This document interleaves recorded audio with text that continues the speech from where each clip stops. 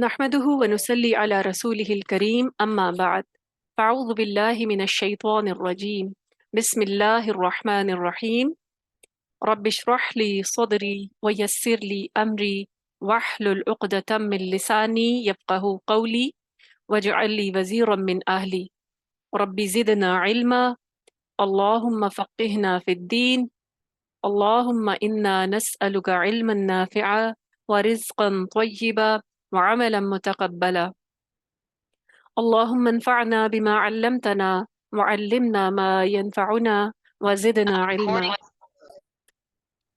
اللهم أرنا الحق حقا وارزقنا اتباعه وأرنا الباطل باطلا وارزقنا اجتنابه اللهم وفقنا لما تحب وترضى الہی آمین۔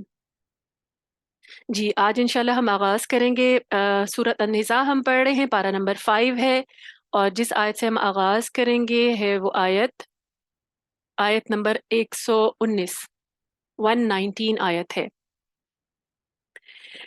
پیچھے جو ہم نے دیکھا مضمون چل رہا تھا، اللہ سبحانہ وتعالیٰ نے شرک سے انسان کو روکا اور بتایا کہ شرک جو ہے اللہ تعالیٰ شرک کو معاف نہیں کرے گا، اس کے علاوہ کوئی بھی گناہ اللہ سبحانہ وتعالیٰ چاہیں تو معاف کر سکتے ہیں۔ یہ چاہنے پر ہے اللہ کے، اللہ تعالیٰ دیکھتا ہے کہ کون بندہ کتنی کوشش کر رہا ہے، یا پھر اللہ سبحانہ وتعالیٰ جو بھی معاملہ کریں گے روز حشر۔ لیکن اللہ تعالیٰ نے کیا کہا کہ جو انسان شرک لے کر آئے گا اللہ کے پاس، یعنی اس حال میں مرا ہوگا کہ وہ مشرک ہوگا، اس نے شرک اکبر یا شرک اصغر کسی کا بھی مرتکب ہوگا، کیونکہ شرک کی معافی نہیں ہے، اور شرک اکبر کی تو خیر بالکل بھی معافی نہیں ہے کہ وہ اللہ کے سوا کسی اور کی عبادت کرتا ہو، کسی اور کو اپنا الہ سمجھتا ہو، یا پھر کسی اور پر توکل کرتا ہو، کسی کو اور کو اپنا سہارا سمجھتا ہو۔ جتنی بھی شرک کی اقسام آ جاتی ہیں، اور اب دیکھیں اس کے لیے ہمیں شرک کو سمجھنا بہت ضروری ہے، کیونکہ یہ بڑا نازک معاملہ ہے، اور نبی صلی اللہ علیہ وسلم نے کہا کہ تمہاری زندگیوں میں شرک آ جائے گا اور تمہیں پتہ بھی نہیں چلے گا، حدیث کا مفہوم ہے، حدیث ہمیں یہ بتاتی ہے۔ تو شرک کو بہت سمجھنا ضروری ہے، کیونکہ ایک بہت بڑی وارننگ اللہ تعالیٰ نے دے دی ہے کہ اللہ شرک معاف نہیں کرے گا جب انسان اس کے حضور پہنچے گا۔ اگر اس کے اعمال نامے میں شرک ہوگا تو باقی سارے عمل ضائع ہو جائیں گے، خواہ وہ کتنے ہی اچھے ہوں۔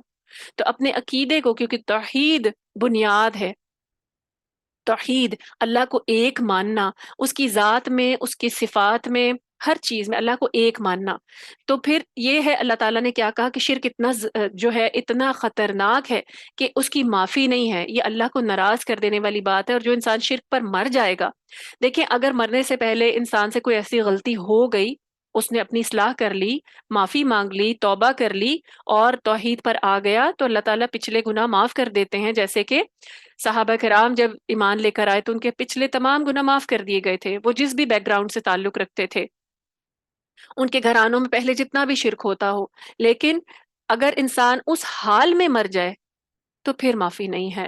تو مرنے سے پہلے انسان ایسی بھی کسی بھی چیز سے جو ہے وہ باز آ جائے۔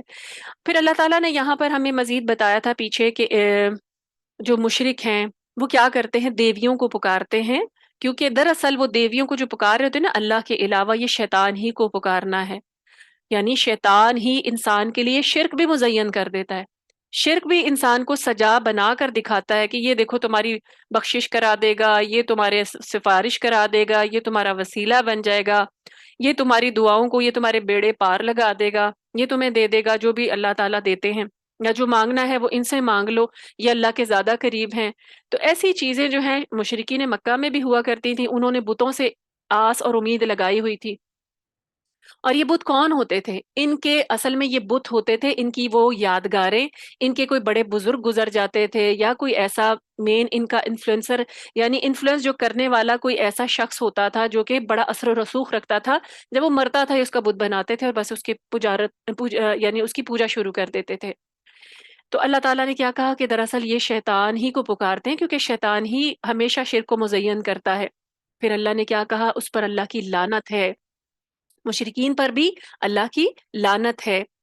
اور اللہ تعالیٰ نے کیا کہا کہ وعدہ کر کے آیا تھا یہ شیطان مردود اللہ تعالیٰ سے کہ مجھے مہلت دے، میں تیرے بندوں میں سے ایک حصہ لے کر رہوں گا، ایک مقرر حصہ، یعنی جو شیطان کی باتوں میں آ جائیں گے، شرک کر بیٹھیں گے، ایک اللہ کے بجائے دوسروں سے آس لگائیں گے، دوسروں کو پکاریں گے، تو کیا ہوگا؟ ان کے عمل ضائع ہوں گے اور شیطان انہیں لے کر، کیونکہ شیطان خود تو جائے گا ہی جہنم میں، لیکن اپنی دشمنی میں باقیوں کو بھی ساتھ لے جائے گا۔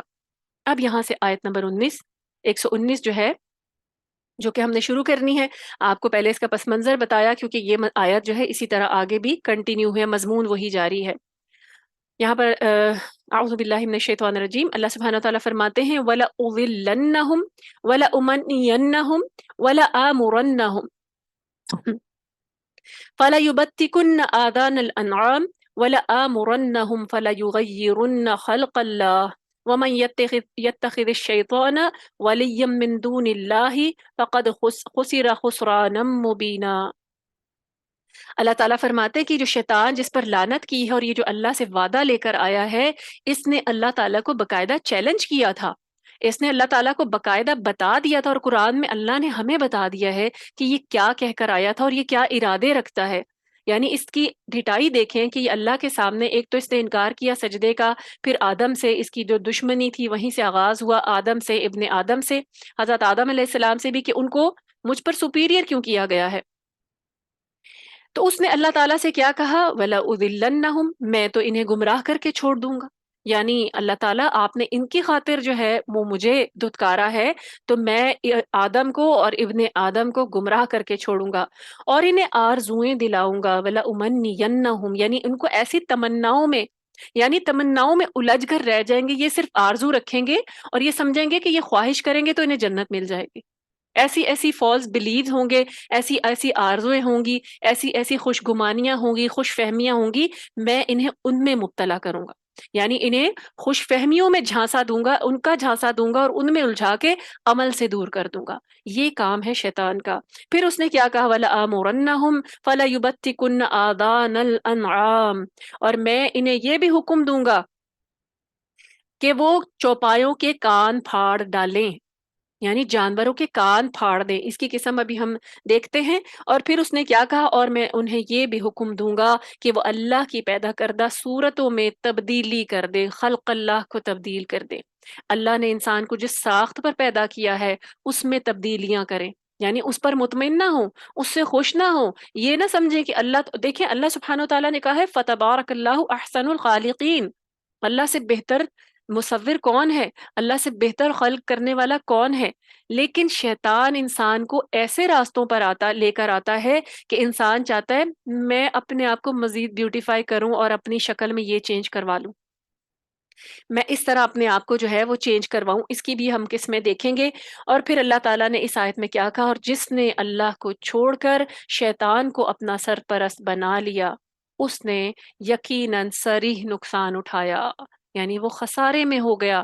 اس نے ان باتوں میں، جو اس جھانسوں میں آ گیا، جو ان دھوکوں میں آ گیا، اس نے اپنا نقصان کر لیا۔ نقصان کسی کا نہیں ہوگا، شیطان کا کوئی نقصان نہیں ہے، وہ تو مردود ہے۔ وہ روز وہاں اس دن سے، جس دن سجدے کی بات کی گئی تھی، جب اسے نکالا گیا جنت سے، وہ تو تب سے مردود ہے، وہ تو جائے گا ہی جہنم میں۔ لیکن اللہ تعالیٰ سے اس نے دعا مانگی اور اللہ نے اس کو بھی مایوس نہیں کیا، اس کی بھی دعا سن لی، اس کو بھی مہلت دے دی، اور اب وہ اپنے اس کام میں آ کر، اور وہ کبھی غافل نہیں ہوا، وہ اپنا کام کرتا رہتا ہے۔ اللہ تعالیٰ کہہ رہے ہیں شیطان ان سے وعدے کرتا ہے اور انہیں امیدیں دلاتا ہے، اور جو وعدے بھی شیطان انہیں دیتا ہے وہ فریب کے سوا اور کچھ بھی نہیں ہے، وہ دھوکا ہے، وہ سراب ہے، اور اس میں کوئی بھلائی نہیں ہے، اس میں کوئی خیر نہیں ہے، اس میں کوئی جزا نہیں ہے، کوئی اس میں کوئی جنت میں جانے کا راستہ نہیں ہے، وہ صرف اور صرف انسان کو بھٹکا کر چھوڑ دیتا ہے۔ پھر فرمایا ایسے لوگوں کا ٹھکانہ جہنم ہے جس سے نجات کی وہ کوئی صورت نہیں پائیں گے۔ اللہ تعالیٰ کہتے ہیں یعیدہم ویمنیہم وما یعیدہم الشیطان الا غرورا اولئک مأواہم جہنم ولا یجدون عنہا محیصا۔ آیت نمبر 121 تک یہی ایک مضمون ہے۔ اللہ تعالیٰ نے ہمیں قرآن مجید میں، امت مسلمہ کو، تمام لوگوں کو بتا دیا کہ شیطان تمہارے ساتھ کرنے کیا والا ہے، یہ کیا ارادے لے کر نیچے اترا ہے، یہ تمہارے ساتھ کیا کرے گا، اور آج آپ دیکھیں ہر چیز وہ کر گزرا ہے۔ ابن آدم کو ہر طریقے پر اس نے بہکا لیا ہے، جو وعدے کر کے آیا تھا پورے کر بیٹھا ہے۔ بہت کم لوگ ہیں جو اس کی ان چالوں سے بچ سکتے ہیں، باقی اس نے فریب میں انسان کو ایسا مبتلا کیا کہ انسان خود اپنے ہاتھوں اس چھوٹی سی زندگی میں اب سے اپنے کیا کر رہا ہے، اپنے ہاتھوں سے اپنی آخرت برباد کر رہا ہے۔ اب دیکھیں، سب سے پہلے شیطان نے کہا تھا میں انہیں آرزوئیں دلاؤں گا، آرزوئیں دلاؤں گا، ان کو گمراہ کر کے چھوڑوں گا اور انہیں آرزوئیں دلاؤں گا، یعنی خوش فہمیوں میں، ایسی خواہشات میں، ایسی جھوٹی آرزوں میں مبتلا کر دوں گا جس میں کا شریعت میں کوئی ثبوت ہی نہیں ہے۔ دراصل اس کا یہ مطلب ہے کہ ایسی چیزوں میں الجھا دوں گا جن کا شریعت میں کوئی وجود نہیں ہے، ایسی عبادتوں پر لگا دوں گا جن کی کوئی ڈیفائن نہیں کیا اللہ اور رسول نے، یا قرآن میں نہیں بتائی گئی، نبی صلی اللہ علیہ وسلم کی سنت سے ثابت نہیں ہے۔ اب اس کے علاوہ ان کو جھوٹی آرزوؤں میں، یعنی دیکھیں یہودیوں کا عقیدہ کیا تھا، ان کی جھوٹی آرزویں تھیں، جب ان کو کہا جاتا تھا کہ ایک اللہ کی طرف آ جاؤ، نبی صلی اللہ علیہ وسلم کو بھی مان لو، قرآن مجید کو مان لو، تو وہ کہتے تھے کہ نہیں، ہم پہلے ہی بہت اللہ کے چہیتے ہیں، ہمیں کیا ضرورت ہے کسی ہدایت کی، کسی نئے نبی کی۔ ان کا عقیدہ تھا کہ اگر انہوں نے کوئی کام ایسا کیا بھی ہے، ایک تو وہ کہتے تھے نحنو ابناء اللہ و احباہ، تو ہم کیا اللہ کے چہیتے ہیں اور اللہ کے بیٹے ہیں، نعوذ باللہ ایسی باتیں کرتے تھے، اتنی جھوٹی آرزوں میں مبتلا ہو گئے تھے، اتنی خوش فہمیوں میں مبتلا ہو گئے تھے۔ کون دے رہا تھا یہ جھانسا؟ شیطان دے رہا تھا، شیطان نے انہیں اس خوش فہمی میں مبتلا کر دیا، اور وہ کیا کہتے تھے، آگ تو ہمیں زیادہ چھوئے گی نہیں، اگر چھوئے گی بھی نا تو پھر چند دن کے لیے، یعنی اور وہ چند دن کون سے ہوں گے؟ یہ وہ چند دن ہوں گے جب انہوں نے بچڑے کو معبود بنایا تھا، تو جتنے دن کے لیے انہوں نے بچڑے کی معبود یعنی بچڑے کی پوجا کی تھی، تو اتنے ہی دن بس یہ یہود جب جہنم جائیں گے تو جہنم میں رہیں گے، باقی پھر نکال لیے جائیں گے، یعنی انہیں پاک صاف کر کے پھر جنت میں بھیج دیا جائے گا، اور جنت بنی ہی ان کے لیے ہے۔ یہ تھی ان کی جھوٹی آرزویں، اس وجہ سے یہ نہ نبی صلی اللہ علیہ وسلم پر ایمان لاتے تھے، نہ انہوں نے آخری کتاب کو مانا، نہ آخری نبی کو مانا، کیونکہ خوش فہمی میں مبتلا تھے، ہمیں کیا ضرورت ہے ہدایت کی۔ آج دیکھیں نا، یہ نقشہ تو مسلمانوں میں بھی ہے۔ اس کے علاوہ کہتے تھے کہ ہم انبیاء کی اولاد ہیں، بنی اسرائیل میں سے ہیں، اور اللہ نے ہمیں شرف بخشا ہے، اللہ کے چہیتے ہیں تو ہم پر عذاب نہیں ہوگا۔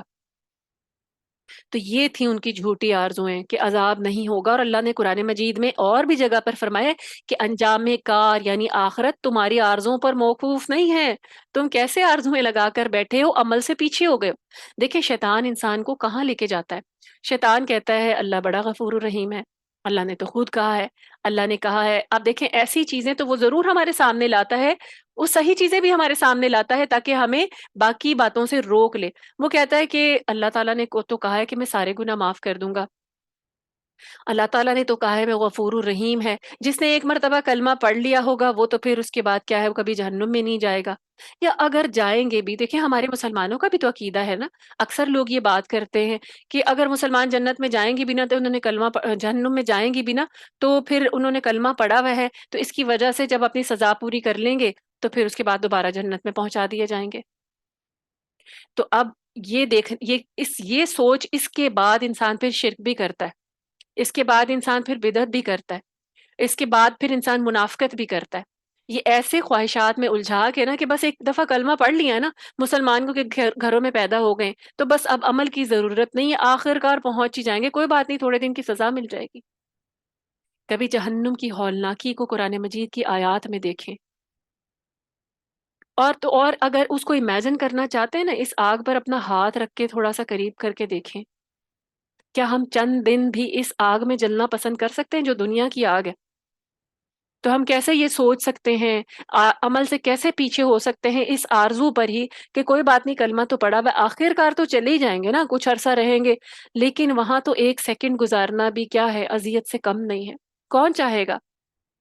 چاہتا کوئی بھی نہیں ہے۔ آپ دیکھیں ہم جو ہے نا دعائیں جنت الفردوس کی مانگتے ہیں، اور عمل ہمارے کیا ہیں؟ آرزوؤں میں الجھے ہوئے ہیں نا، جھوٹی آرزویں ہمیں دلا دی ہیں اس نے، عمل میں ہم بہت پیچھے ہیں۔ ہم کہتے ہیں اچھا جب توفیق ہوگی تو کر لیں گے، جب اللہ تعالیٰ ہدایت دے گا تو کر لیں گے۔ ہدایت تو اللہ نے دے دی اس کتاب کے ذریعے، نبی صلی اللہ علیہ وسلم کے ذریعے، تو اب اور کیا کوئی ہاتھ پکڑ کر انسان کو جا نماز تک لے کر جائے کہ اب تم نماز پڑھو؟ ایسا ممکن نہیں ہے۔ اللہ نے ہدایت دے دی، اللہ نے راستہ دکھا دیا، اس کے بعد اگر ہم جھوٹی آرزوں میں مبتلا ہو کر کیا کریں کہ کوئی بات نہیں جنت میں تو چلے جائیں گے، نبی صلی اللہ علیہ وسلم کی امتی ہیں اور وہ ہمیں بخشوا ہی لیں گے، یعنی وہ جو شفاعت ہے وہ ہمیں نکال لیں گے جہنم سے. آپ یہ دیکھیں، ہمیں حدیث بتاتی ہیں، قرآن بھی بتاتا ہے کہ جو شفاعت کبریٰ ہے نا، نبی صلی اللہ علیہ وسلم کو شفاعت جو جس کے لیے ہم نماز کے ہر اذان کے بعد دعا بھی مانگتے ہیں، یہ شفاعت کی اذن نبی صلی اللہ علیہ وسلم کو دیا جائے گا. اور یہ شفاعت کا اذن نبی صلی اللہ علیہ وسلم کو ان لوگوں کے لیے دیا جائے گا جن کے لیے اللہ کا اذن ہوگا. اللہ تعالیٰ جن کے لیے پسند کریں گے انہی کے لیے سفارش قبول کریں گے. ایسا نہیں ہے کہ ہر کوئی بس ایسے نکال کے، چاہے وہ شرک کرتا تھا تو بس اس کو بعد میں نکال کے کیونکہ اس نے کلمہ پڑھا ہوا تھا. کلمے کے تقاضے ہمیں پتہ ہی نہیں ہے، اور ہم کہتے ہیں کہ کلمہ ہمیں بخشوا لے گا. کلمے کے تقاضے ہم نے زندگی میں پورے نہیں کیے. ہم دعا مانگتے ہیں تو ہمارا جو قبلہ ہے وہ اور ہوتا ہے، کسی کو سہارا سمجھنا ہوتا ہے، ہمارا قبلہ اور ہوتا ہے. تو یہاں پر بات ہو رہی ہے جھوٹی آرزوؤں کی، تو ہم مسلمانوں کو بھی ایسی جھوٹی آرزوؤں سے، کیونکہ یہ شیطان کا چال ہے، یہ اس کا پھندا ہے، یہ اس کی چال ہے کہ وہ ہمیں خوش فہمیوں میں الجھا کر کہ ہم نے تو جانا ہی جانا جنت میں ہے باقی. اور آپ دیکھیں ہم کیا سوچتے ہیں کہ جنت میں صرف مسلمان جائیں گے. ایسا ہی سوچتے ہیں نا کہ نبی صلی اللہ علیہ وسلم کی امت ہی جائے گی اور باقی تو جائیں گے ہی نہیں. تو دیکھیں جنت میں وہ تمام لوگ جائیں گے جب ان کے نبی آئے اور انہوں نے ان کی تصدیق کی، ان پر ایمان لائے اور توحید کا اقرار کیا، اس شریعت کو فالو کیا، وہ تمام لوگ جنت میں ہوں گے. لیکن اگر جھوٹی آرزوؤں میں چاہے کوئی بھی امت الجھ گئی تو پھر وہ شیطان کے ساتھ جہنم میں چلی جائے گی، اور یہ شیطان وعدہ کر کے آیا تھا. پھر دیکھیں انسان کو عقیدے بھی خوشنما بنا کر دکھاتا ہے، گناہوں پر دلیر کرتا ہے. بعض اوقات دیکھیں ایسے آرزو دلاتا ہے، کر لو ابھی تو جوانی ہے، یہی تو عمر ہوتی ہے ایسی چیزیں کرنے کی، یہی تو عمر ہے فیشن کرنے کی. تو جب ذرا بڑی ایج میں جائیں گے تو پھر اس وقت پردہ بھی کر لیں گے، اس وقت جو ہے وہ ڈریس کوڈ وہ بھی پہن لیں گے جو اللہ نے بتایا ہوا ہے. تو یہی تو عمر ہے، اب اس عمر میں بھی ہم یہ کریں، یہ کون دیکھے گا؟ یعنی اب دیکھیں خواتین کو اللہ تعالیٰ نے زیب و زینت ان کی سرشت میں رکھی ہے، اور یہ زیب و زینت رکھنا اور اس کا شوق رکھنا یہ امتحان ہے عورت کا. اس کے اندر اللہ نے یہ خواہش رکھ دی کہ وہ سراہی جائے، وہ زیب و زینت کرے، اور اللہ نے اس کا اظہار خود قرآن مجید میں کیا ہے.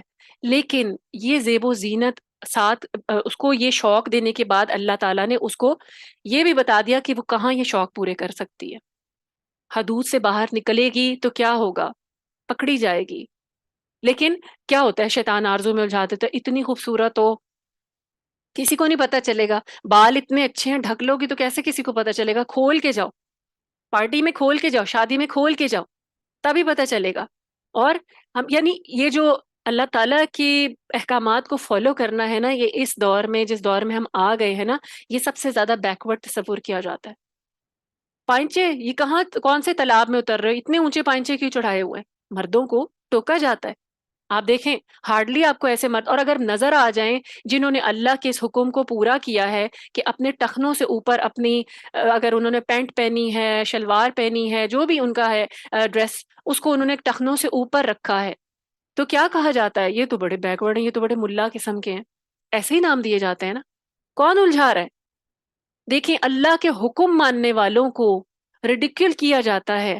کون الجھا رہا ہے؟ کون اتنا دلیر کر رہا ہے؟ شیطان. یعنی انسان ڈر جائے، ان کو دیکھ کے حسرت کرے کہ اللہ ہمیں بھی جلدی سے توفیق دے، یا ان کو دیکھ کے خود بھی خیر میں لپکے، بجائے اس سے کہ انسان یہ کہے کہ یہ دیکھو کہاں سے نیک پروین آ گئی ہے. یعنی سارا کچھ، یعنی آپ دیکھیں نا، اگر ایسے کوئی بہت باپردہ یا ٹخنوں کے شلوار وہاں تک چڑھا کر کوئی کسی پارٹی میں کسی شادی میں جاتے، بڑی ہائی فائی قسم کی گیدرنگ ہے، ان کو ایک سائڈ پہ کر دیا جاتا ہے، یہ تصویروں میں نہ آئے. ایسا ہی ہوتا ہے نا. ہم ایسی سوسائٹی میں آ گئے، اور یہ مسلم سوسائٹی ہے، اور یہی مسلم سوسائٹی آرزوں میں الجھ گئی ہے کہ یہ جو سارا کچھ ہے نا دنیا کا، یہ ہمارے لیے ہے، اور اس دنیا کو ہم نے جنت بنانا ہے، اس میں ہمیں آسائشیں چاہیے ہیں. پھر اسی دنیا میں الجھا کر ہمیں آخرت کی جنت سے دور کر دیتا ہے. یہی وہ آرزویں ہیں، یہی وہ گمراہیاں ہیں جن کے وہ وعدے کر کے آیا تھا اور ہمیں لے کے چلا ہے. کیا عورت کیا مرد، ہر کوئی اس طرف اس کی آرزوں میں اس کے پیچھے جا رہا ہے، وہ ہاتھ پکڑ کے نہیں لے کے جاتا، ایسی جھوٹی آرزوں میں ہی الجھا دیتا ہے. کہہ کر آیا تھا اللہ سے، اور اللہ نے ہمیں قرآن میں بتا دیا ہے کہ بی ویئر، آگاہ رہو، ڈر کے رہو، یہ کہہ کر آیا ہے وہ، اور آج وہ سب کچھ کرتا ہے. پھر اس نے کہا کہ انہوں نے، میں حکم دوں گا کہ وہ چوپایوں کے کان پھاڑ دیں، چوپایوں کے کان پھاڑ دیں. اب دیکھیں اہل عرب ایسا ہی کیا کرتے تھے. یعنی یہ تو کیونکہ شروع سے لے کے آیا نا وعدہ، حضرت آدم علیہ السلام جب جنت میں تھے اور جب ان کو نکالا گیا ان کی غلطی کی وجہ سے، پھر اس کو بھی نکالا گیا بہکانے کی وجہ سے، تو یہ اس نے پھر کیا کیا، اس نے ہر دور میں ایسے کام کرنے کی کوشش کی۔ عرب میں بھی یہ ہوا کرتا تھا کہ جب کوئی اونٹنی، کیونکہ اس زمانے وہاں پہ عرب کیونکہ ڈیزرٹ ایریا ہے اور وہاں کی سواری جو بہترین سواری ہے وہ اونٹ کنسیڈر کی جاتی ہے، کیملز، تو ہوتا کیا تھا کہ جب بھی کوئی اونٹنی 10 بچے پیدا کر لیتی تھی، یعنی ان کے نزدیک 10 بچے جب پیدا کر لیتی تھی تو وہ بڑی معتبر ہو جاتی تھی۔ پھر وہ کیا کرتے تھے، جب اس اونٹنی کو جب وہ 10 بچے پیدا کر لیتی تھی تو وہ اسے اپنے دیویوں اور دیوتاؤں کے نام پہ چھوڑ دیتے تھے کہ بس اب اس سے کوئی کام نہیں کروانا، یہ بہت بزرگ قسم کی اونٹنی ہے، بہت سیکرڈ ہو گئی ہے، بہت ہولی قسم کی ہے، اور پھر وہ اس سے کام لینا حرام سمجھتے تھے، اور کیا کرتے تھے، نشانی کیا رکھتے تھے، ان کے کان کاٹ دیتے تھے، کان چیر دیتے تھے، ایسے چیر کے بیچ میں سے نشان بنا دیتے تھے تاکہ یہ الگ ہو جائیں اور پھر ان سے ہم یہ کام نہ کروائیں۔ حالانکہ اللہ تعالیٰ نے ان جانوروں کو انسان کی خدمت کے لیے مسخر کیا ہے، لیکن انسان کیسی آرزوں میں الجھا کہ اس نے کیا کیا، ایک تو خود بھی شرک کیا اور پھر شرک کرنے کے بعد ان جانوروں کے ساتھ بھی وہ سلوک کیا جو وہ وعدہ کر کے آیا تھا، اور ایک ایک وعدہ پورا کیا ہے اس نے، اور آج تک کروا رہا ہے اپنی ہر وہ کام جو اللہ سے کہہ کر آیا تھا، جو چیلنج دے کے آیا تھا اللہ کو کہ میں لے کے جاؤں گا، اور آپ دیکھیں کہ کتنی بڑی جماعتیں لے کے جائے گا وہ، کیسے گروہ کے گروہ لے کے جائے گا وہ جہنم میں اپنے ساتھ اکٹھے۔ پھر اس نے ایک اور کیا وعدہ کیا تھا اللہ سے، میں انہیں حکم دوں گا کہ وہ اللہ کی پیدا کردہ صورت میں تبدیلی کر ڈالیں۔ یہ تو بہت کامن ہے اس ایرا میں، اس زمانے میں، یہ بہت زیادہ کامن ہے۔ اب شکل و صورت میں تبدیلی کیا ہے، خلق اللہ میں تبدیلی کیا ہے، دیکھیں اس کے بہت سارے مفہوم ہیں، اس کا یعنی اس میں مضمون بہت وسیع ہے۔ خلق اللہ میں تبدیلی کرنا، اب دیکھیں اس کی ایک صورت کیا ہے کہ کوئی عورت ہے تو وہ کیا کرے، مرد جیسی ساخت بنا لے۔ اب دیکھیں اللہ تعالیٰ نے جو جسمانی اعضاء دیے ہیں وہ تو ہیں ہی ہیں، لیکن حلیے اس طرح کے بنا لے کہ وہ کیا مطمئن نہیں ہے کہ اللہ تعالیٰ نے اسے کون سی جینڈر عطا کی ہے، اور آج آپ دیکھیں ہمارے ارد گرد یہی ہو رہا ہے، مرد عورتوں کے حلیے، عورتیں مردوں کے حلیے، اور ہمیں لائسنس دیے جا رہے ہیں، ہمیں پرمیشنز دی جا رہی ہیں کہ جو محسوس کرتے ہو وہ کھل کر بتاؤ اور تمہیں اسی کا شناختی کارڈ مل جائے گا۔ ایسے ایسے قانون پاس کیے جا رہے ہیں، جو محسوس کرتے ہو وہ بتاؤ، پھر اسی سے تم شادی کر لینا جس طرف تم اٹریکشن فیل کرتے ہو۔ کون سے دور میں آ گئے ہم مسلمان، اور ہم یہ مسلمان بھی ان میں شامل ہیں۔ اور پھر کیا ہوتا ہے کہ اگر مرد ہے وہ اپنے اندر عورت عورت محسوس کرتا ہے، یہ بھی نعرہ لگتا ہے۔ ہم آیت نمبر پڑھ رہے ہیں، آیت نمبر 121 تک آ گئے ہیں، تو وہ کیا کرتا ہے، مرد عورتوں والے حلیے بنا لیتے ہیں۔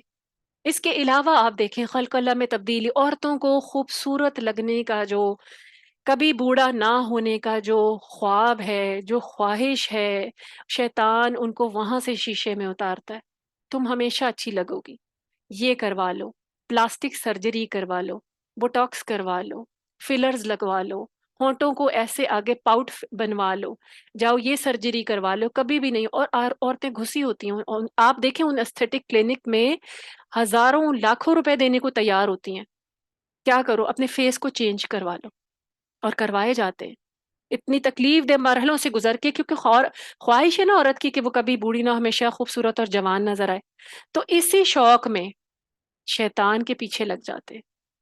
اللہ تعالیٰ نے ہر انسان کو اللہ تعالیٰ نے ہر انسان کو جوانی بھی دی ہے، بچپن دی، جوانی دی، بڑھاپا دیا، ہر ایک ایج جو ہے وہ انسان کو گریسفلی گزارنی چاہیے، لیکن جب شیطان کی باتوں میں آتے ہیں تو پھر یہاں تک پہنچ جاتے ہیں کہ ہر چیز جسمانی ساخت بدلوائی جاتی ہے، چہرے بدلوائے جاتے ہیں۔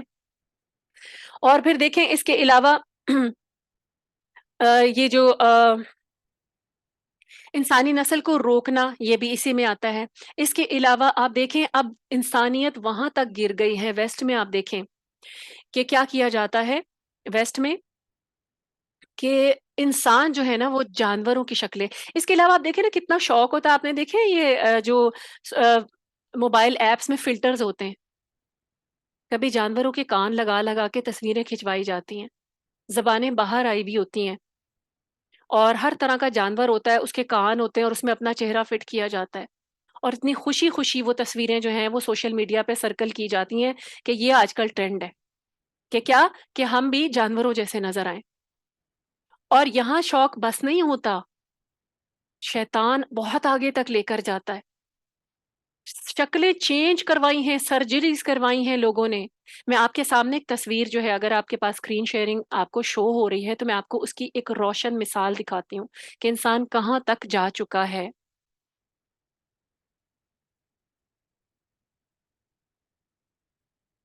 ٹھیک،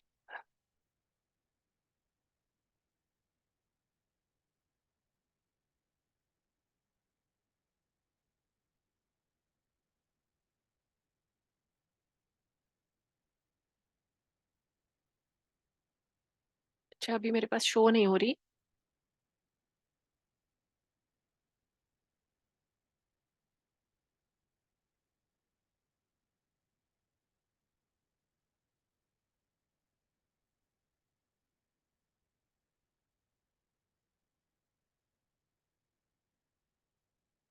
جی، شاید اب آپ کے سامنے شو ہو رہی ہو کہ دیکھیں یہ ایک انسان اچھا بلا، اللہ تعالیٰ نے اس کو کتنی اچھی ساخت سے نوازا، اور آپ اس کے بعد اس کا شوق دیکھیں، شیطان اسے کہاں لے گیا کہ ایک انسان جس کو اللہ تعالیٰ نے انسانی شکل دے کر بھیجا، اس کے بعد اس نے اپنے آپ کو، آپ کے سامنے ہے کہ اس نے ایک کتے کی شکل کو پریفرنس دی، سرجری کروائی، تکلیف دہ سرجری سے گزرا اور اپنے آپ کو ایک کتے کی طرح بنا لیا۔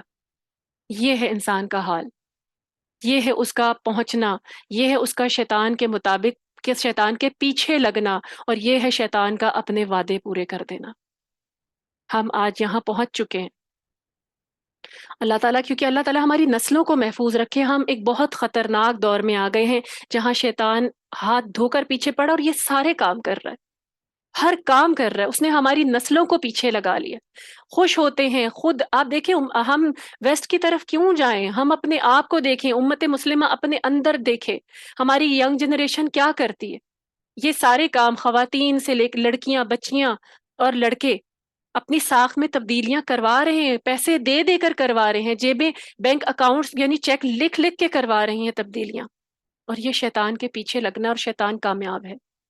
اور اللہ نے پھر کیا کہا اس آیت میں، اور جس نے اللہ کو چھوڑ کر شیطان کو اپنا سرپرست بنا لیا، یعنی اس کی بات مانی اور اس کے پیچھے لگ گیا، تو کیا ہوگا؟ اللہ تعالیٰ نے کیا کہا کہ اس نے یقیناً نقصان اٹھا لیا، وہ آخرت کا خسارہ اٹھائے گا، کیونکہ شیطان ان سے وعدے کرتا ہے، اللہ تعالیٰ نے کیا کہا، اور امیدیں دلاتا ہے۔ دیکھیں شیطان کا یہ پٹی پڑھا دینا کہ اگر تم نے کلمہ پڑھ لیا ہے، تم توحید پر ہو، تو باقی سب گناہ معاف ہو جائیں گے۔ اس سے کیا ہوتا ہے؟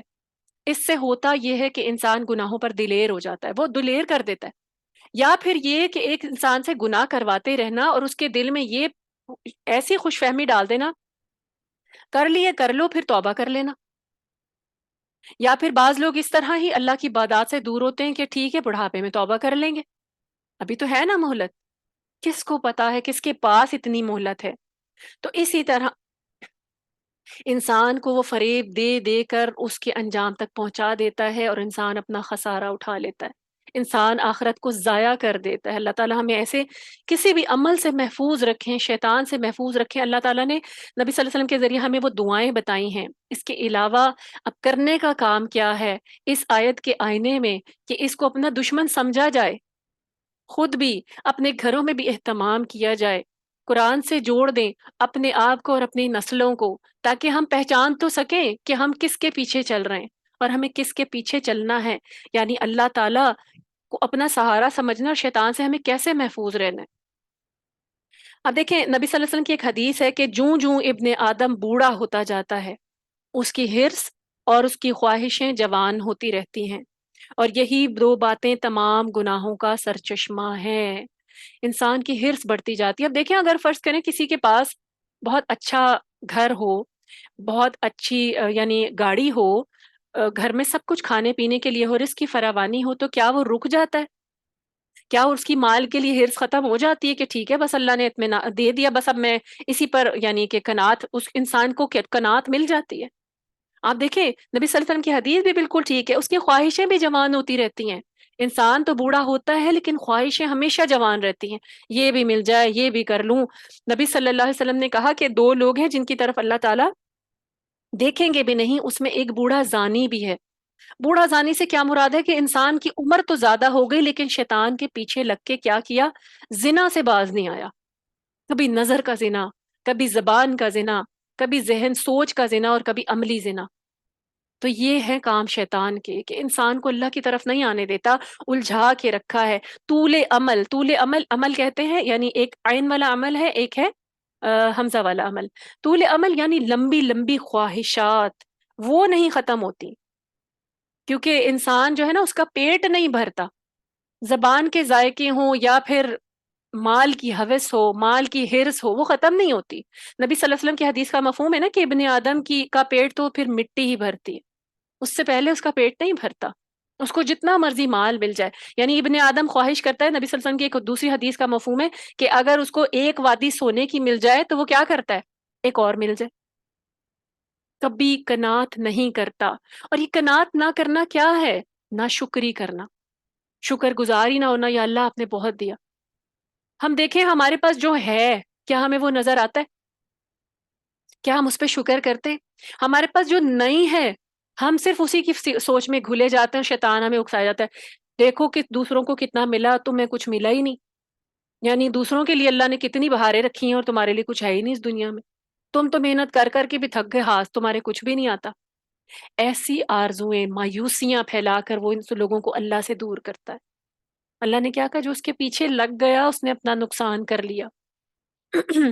اور پھر کیا ہے ایسے لوگوں کا، یعنی اور اللہ تعالیٰ نے کیا کہا ہے کہ جو باتیں بھی شیطان انہیں دیتا ہے وہ فریب کے سوا کچھ بھی نہیں ہے۔ نبی صلی اللہ علیہ وسلم کی حدیث بھی بتاتی ہے، قرآن بھی ہمیں بتاتا ہے کہ دیکھیں شیطان جب اپنا سارا کام کر بیٹھے گا نا، اور میدان حشر میں لوگ اپنے اعمال نامے دیکھ رہے ہوں گے، جہنمیوں کو جہنموں میں ڈالا جا رہا ہوگا، وہ وہاں پر بھی کھڑے ہو کے کہے گا میں نے کوئی ہاتھ پکڑ کے تھوڑی تم سے گناہ کروایا تھا، میرا کوئی زور تھوڑی تھا تم پر، میں نے تو صرف تمہارے دل میں وسوسہ ڈالا تھا، تمہیں خواہش میں الجھایا تھا، تمہیں صرف تمہارے دل میں خواہش پیدا کر دی تھی، خواہش تمہارے نفس میں، یعنی تمہیں تمہارے نفس کے ہاتھوں ہی الجھوا دیا تھا۔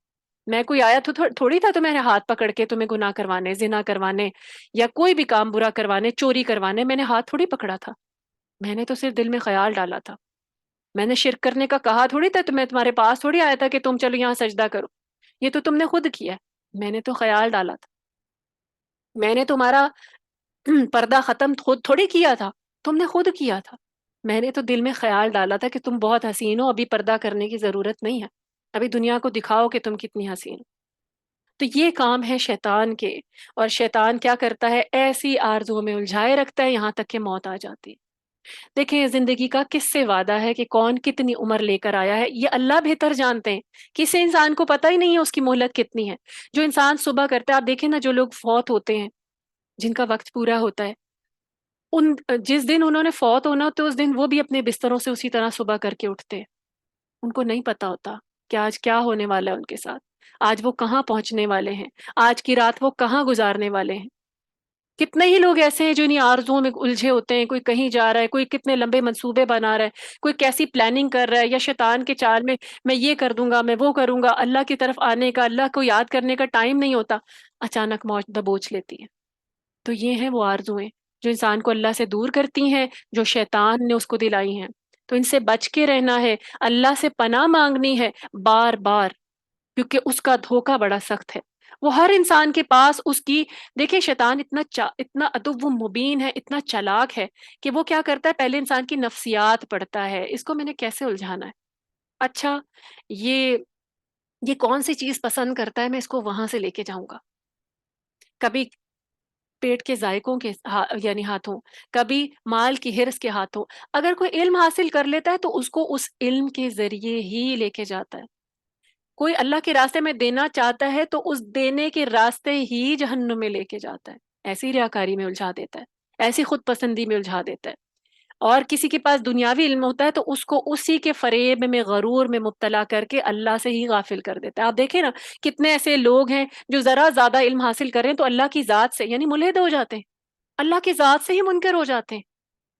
یہ وہ شیطان ہے جو آرزوؤں میں لے کے جاتا ہے۔ اولئک مأواہم، اللہ تعالیٰ نے کیا کہا؟ ان کا ٹھکانہ جہنم ہے، لا ولا یجدون عنہا محیصا، ایسے لوگوں کا ٹھکانہ جہنم ہے جس میں وہ نجات کی کوئی صورت نہیں پائیں گے، یہ بھی بتا دیا اللہ نے۔ کوئی نجات نہیں ملے گی.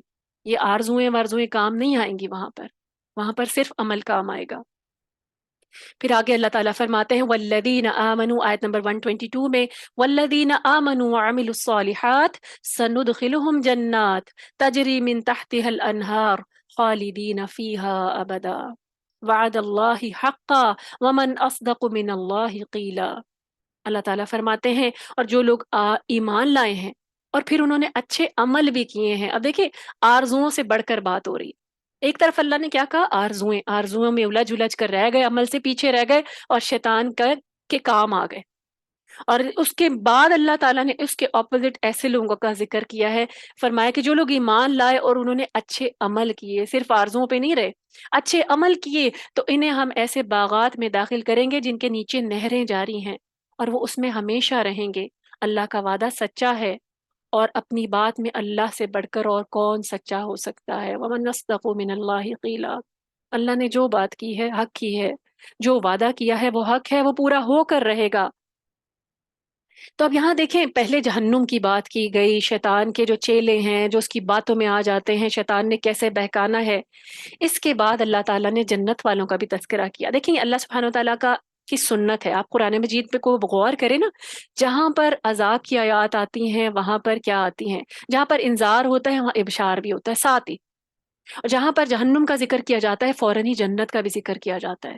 یہ انسان مایوس نہ ہو جائے، دوسرا رخ بھی ہے، نجات کا راستہ بھی ہے، بہترین انجام بھی ہے، بہترین ٹھکانہ بھی ہے.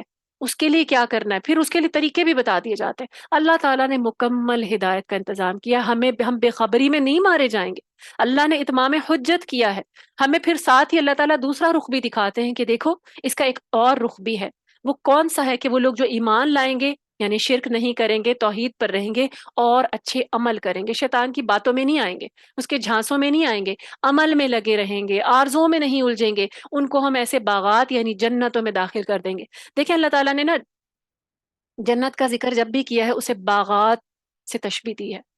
گارڈنز آپ دیکھیں جہاں سبزہ ہوتا ہے، جہاں گرینری ہوتی ہے، انسان کا دل، اس کی آنکھ، ہر چیز خوش ہو جاتی ہے، تر و تازہ ہو جاتا ہے. پھر نہروں کی بات کی ہے کہ جن کے نیچے نہریں بہ رہی ہیں. اب آپ دیکھیں ہم جب یہاں سے تھک جاتے ہیں، ہم ناردرن ایریاز میں جاتے ہیں، سیر کرنے جاتے ہیں، جہاں پانی ہوتا ہے وہاں دل خوش ہوتا ہے. جہاں آبشاریں بہ رہی ہوتی ہیں، نہریں بہ رہی ہوتی ہیں، وہاں دل خوش ہو جاتا ہے، اس کی آواز سن کے ہی خوش ہو جاتا ہے. اللہ نے وہ پورا سامان بتا دیا، وہاں محل بھی ہوں گے، وہاں بازار بھی ہوں گے، وہاں سب کچھ ہوگا. انسان جو پسند کرتا ہے، جو خواہش کرتا ہے، جو لگژری اسے چاہیے، اس کی سوچ سے بڑھ کر وہاں لگژری ہوگی. اللہ تعالیٰ جب جنت کا تعارف کراتے ہیں تو باغات سے کراتے ہیں، کیونکہ وہاں گھنے سائے ہوں گے، وہاں کا بہترین موسم ہوگا، وہاں ہر قسم کی انسان کو وہ چیز ملے گی جس کی وہ خواہش کرے گا. تو اس کے لیے کرنا کیا ہے، آمنوا وعملوا الصالحات. شیطان کے جھانسے میں نہ آئے، ایمان رکھے، شرک سے بچتا رہے اور نیک عمل کرتا رہے. شیطان سے بچے، اس کو عدو مبین سمجھے. تو دیکھیں اللہ نے ترہیب کا ذکر کیا تھا تو ساتھ ہی ترغیب کا بھی ذکر کر دیا کہ اگر شیطان وعدے دلاتا ہے، مکر و فریب میں الجھاتا ہے، تو ایسے بھی لوگ ہیں جو اس کے مکر و فریب میں نہیں آتے، اور جو نہیں آئیں گے عمل میں لگے رہیں گے جیسی ان کی کیپیسٹی ہے. اللہ تعالیٰ ہماری کیپیسٹی جانتا ہے، لیکن اگر ہم ہیلا کر کے کہیں کہ اللہ کو پتہ ہے میں تو اس کی طاقت ہی نہیں رکھتی، میرے میں تو اتنی ہمت ہی نہیں ہے، میں تو یہ کر ہی نہیں سکتی، تو انسان اللہ کو دھوکہ نہیں دے سکتا. اللہ کو پتہ ہے کس بندے کے اندر کتنی طاقت ہے، کس حکم کو، کس فرض کو کس طرح پورا کرنے کی. تو اللہ تعالیٰ اس پر مواخذہ کریں گے، ہماری کیپیسٹی پہ مواخذہ ہوگا. جس کی جتنی کیپیسٹی ہے، لا یکلف اللہ نفسا الا وسعها، ہماری کیپیسٹی سے زیادہ اللہ ہم سے سوال نہیں کریں گے. لیکن اگر ہمارے اندر کیپیسٹی تو زیادہ ہو اور اللہ کو پتا ہے، لیکن ہم شو یہ کریں کہ ہماری تو کوئی کیپیسٹی نہیں ہے، میرے سے تو ہوتا ہی نہیں، میں تو کمزور ہوں، میرے سے تو اٹھا ہی نہیں جاتا، تو میں کیسے یعنی دین اس پہ چلوں، بھاگوں کیسے. تو پھر اللہ تعالیٰ بہتر جانتا ہے کیونکہ وہ ہمارا خالق ہے، اسے ہمارے دل تک کی بات پتہ ہے. تو یہاں پہ کیا کہا کہ اس کے بعد اللہ تعالیٰ نے کہ ایسے لوگوں کے لیے جنتیں ہیں جو عمل کریں گے، عمل لے کر آئیں گے، اور اللہ نے ایسے لوگوں کے لیے وعدہ کر رکھا ہے جنت کا. پھر ساتھ اللہ تعالیٰ نے ایک اور ایشورٹی بھی دلا دی کہ تمہیں پتہ ہے اللہ سے سچا وعدہ کرنے والا کون ہے. ایک طرف شیطان کا وعدہ تھا جھوٹا کہ کر لو کچھ نہیں ہوگا، تم ہمیشہ رہو گے، ابھی تو وقت بہت وقت پڑا ہے۔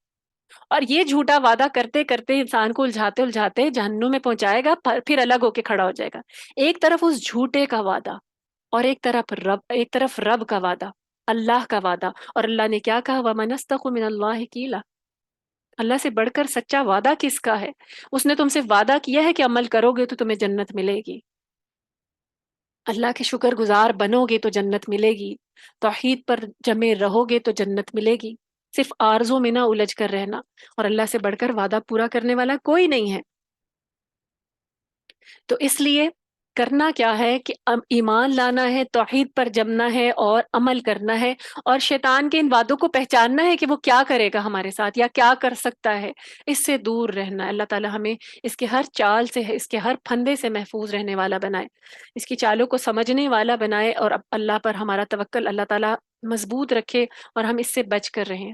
کیونکہ دیکھیں اس کا دھوکہ بہت شدید دھوکہ ہے، بہت شدید فتنہ ہے، لیکن ہم اللہ سے دعاؤں کے ذریعے اس سے پناہ لے سکتے ہیں۔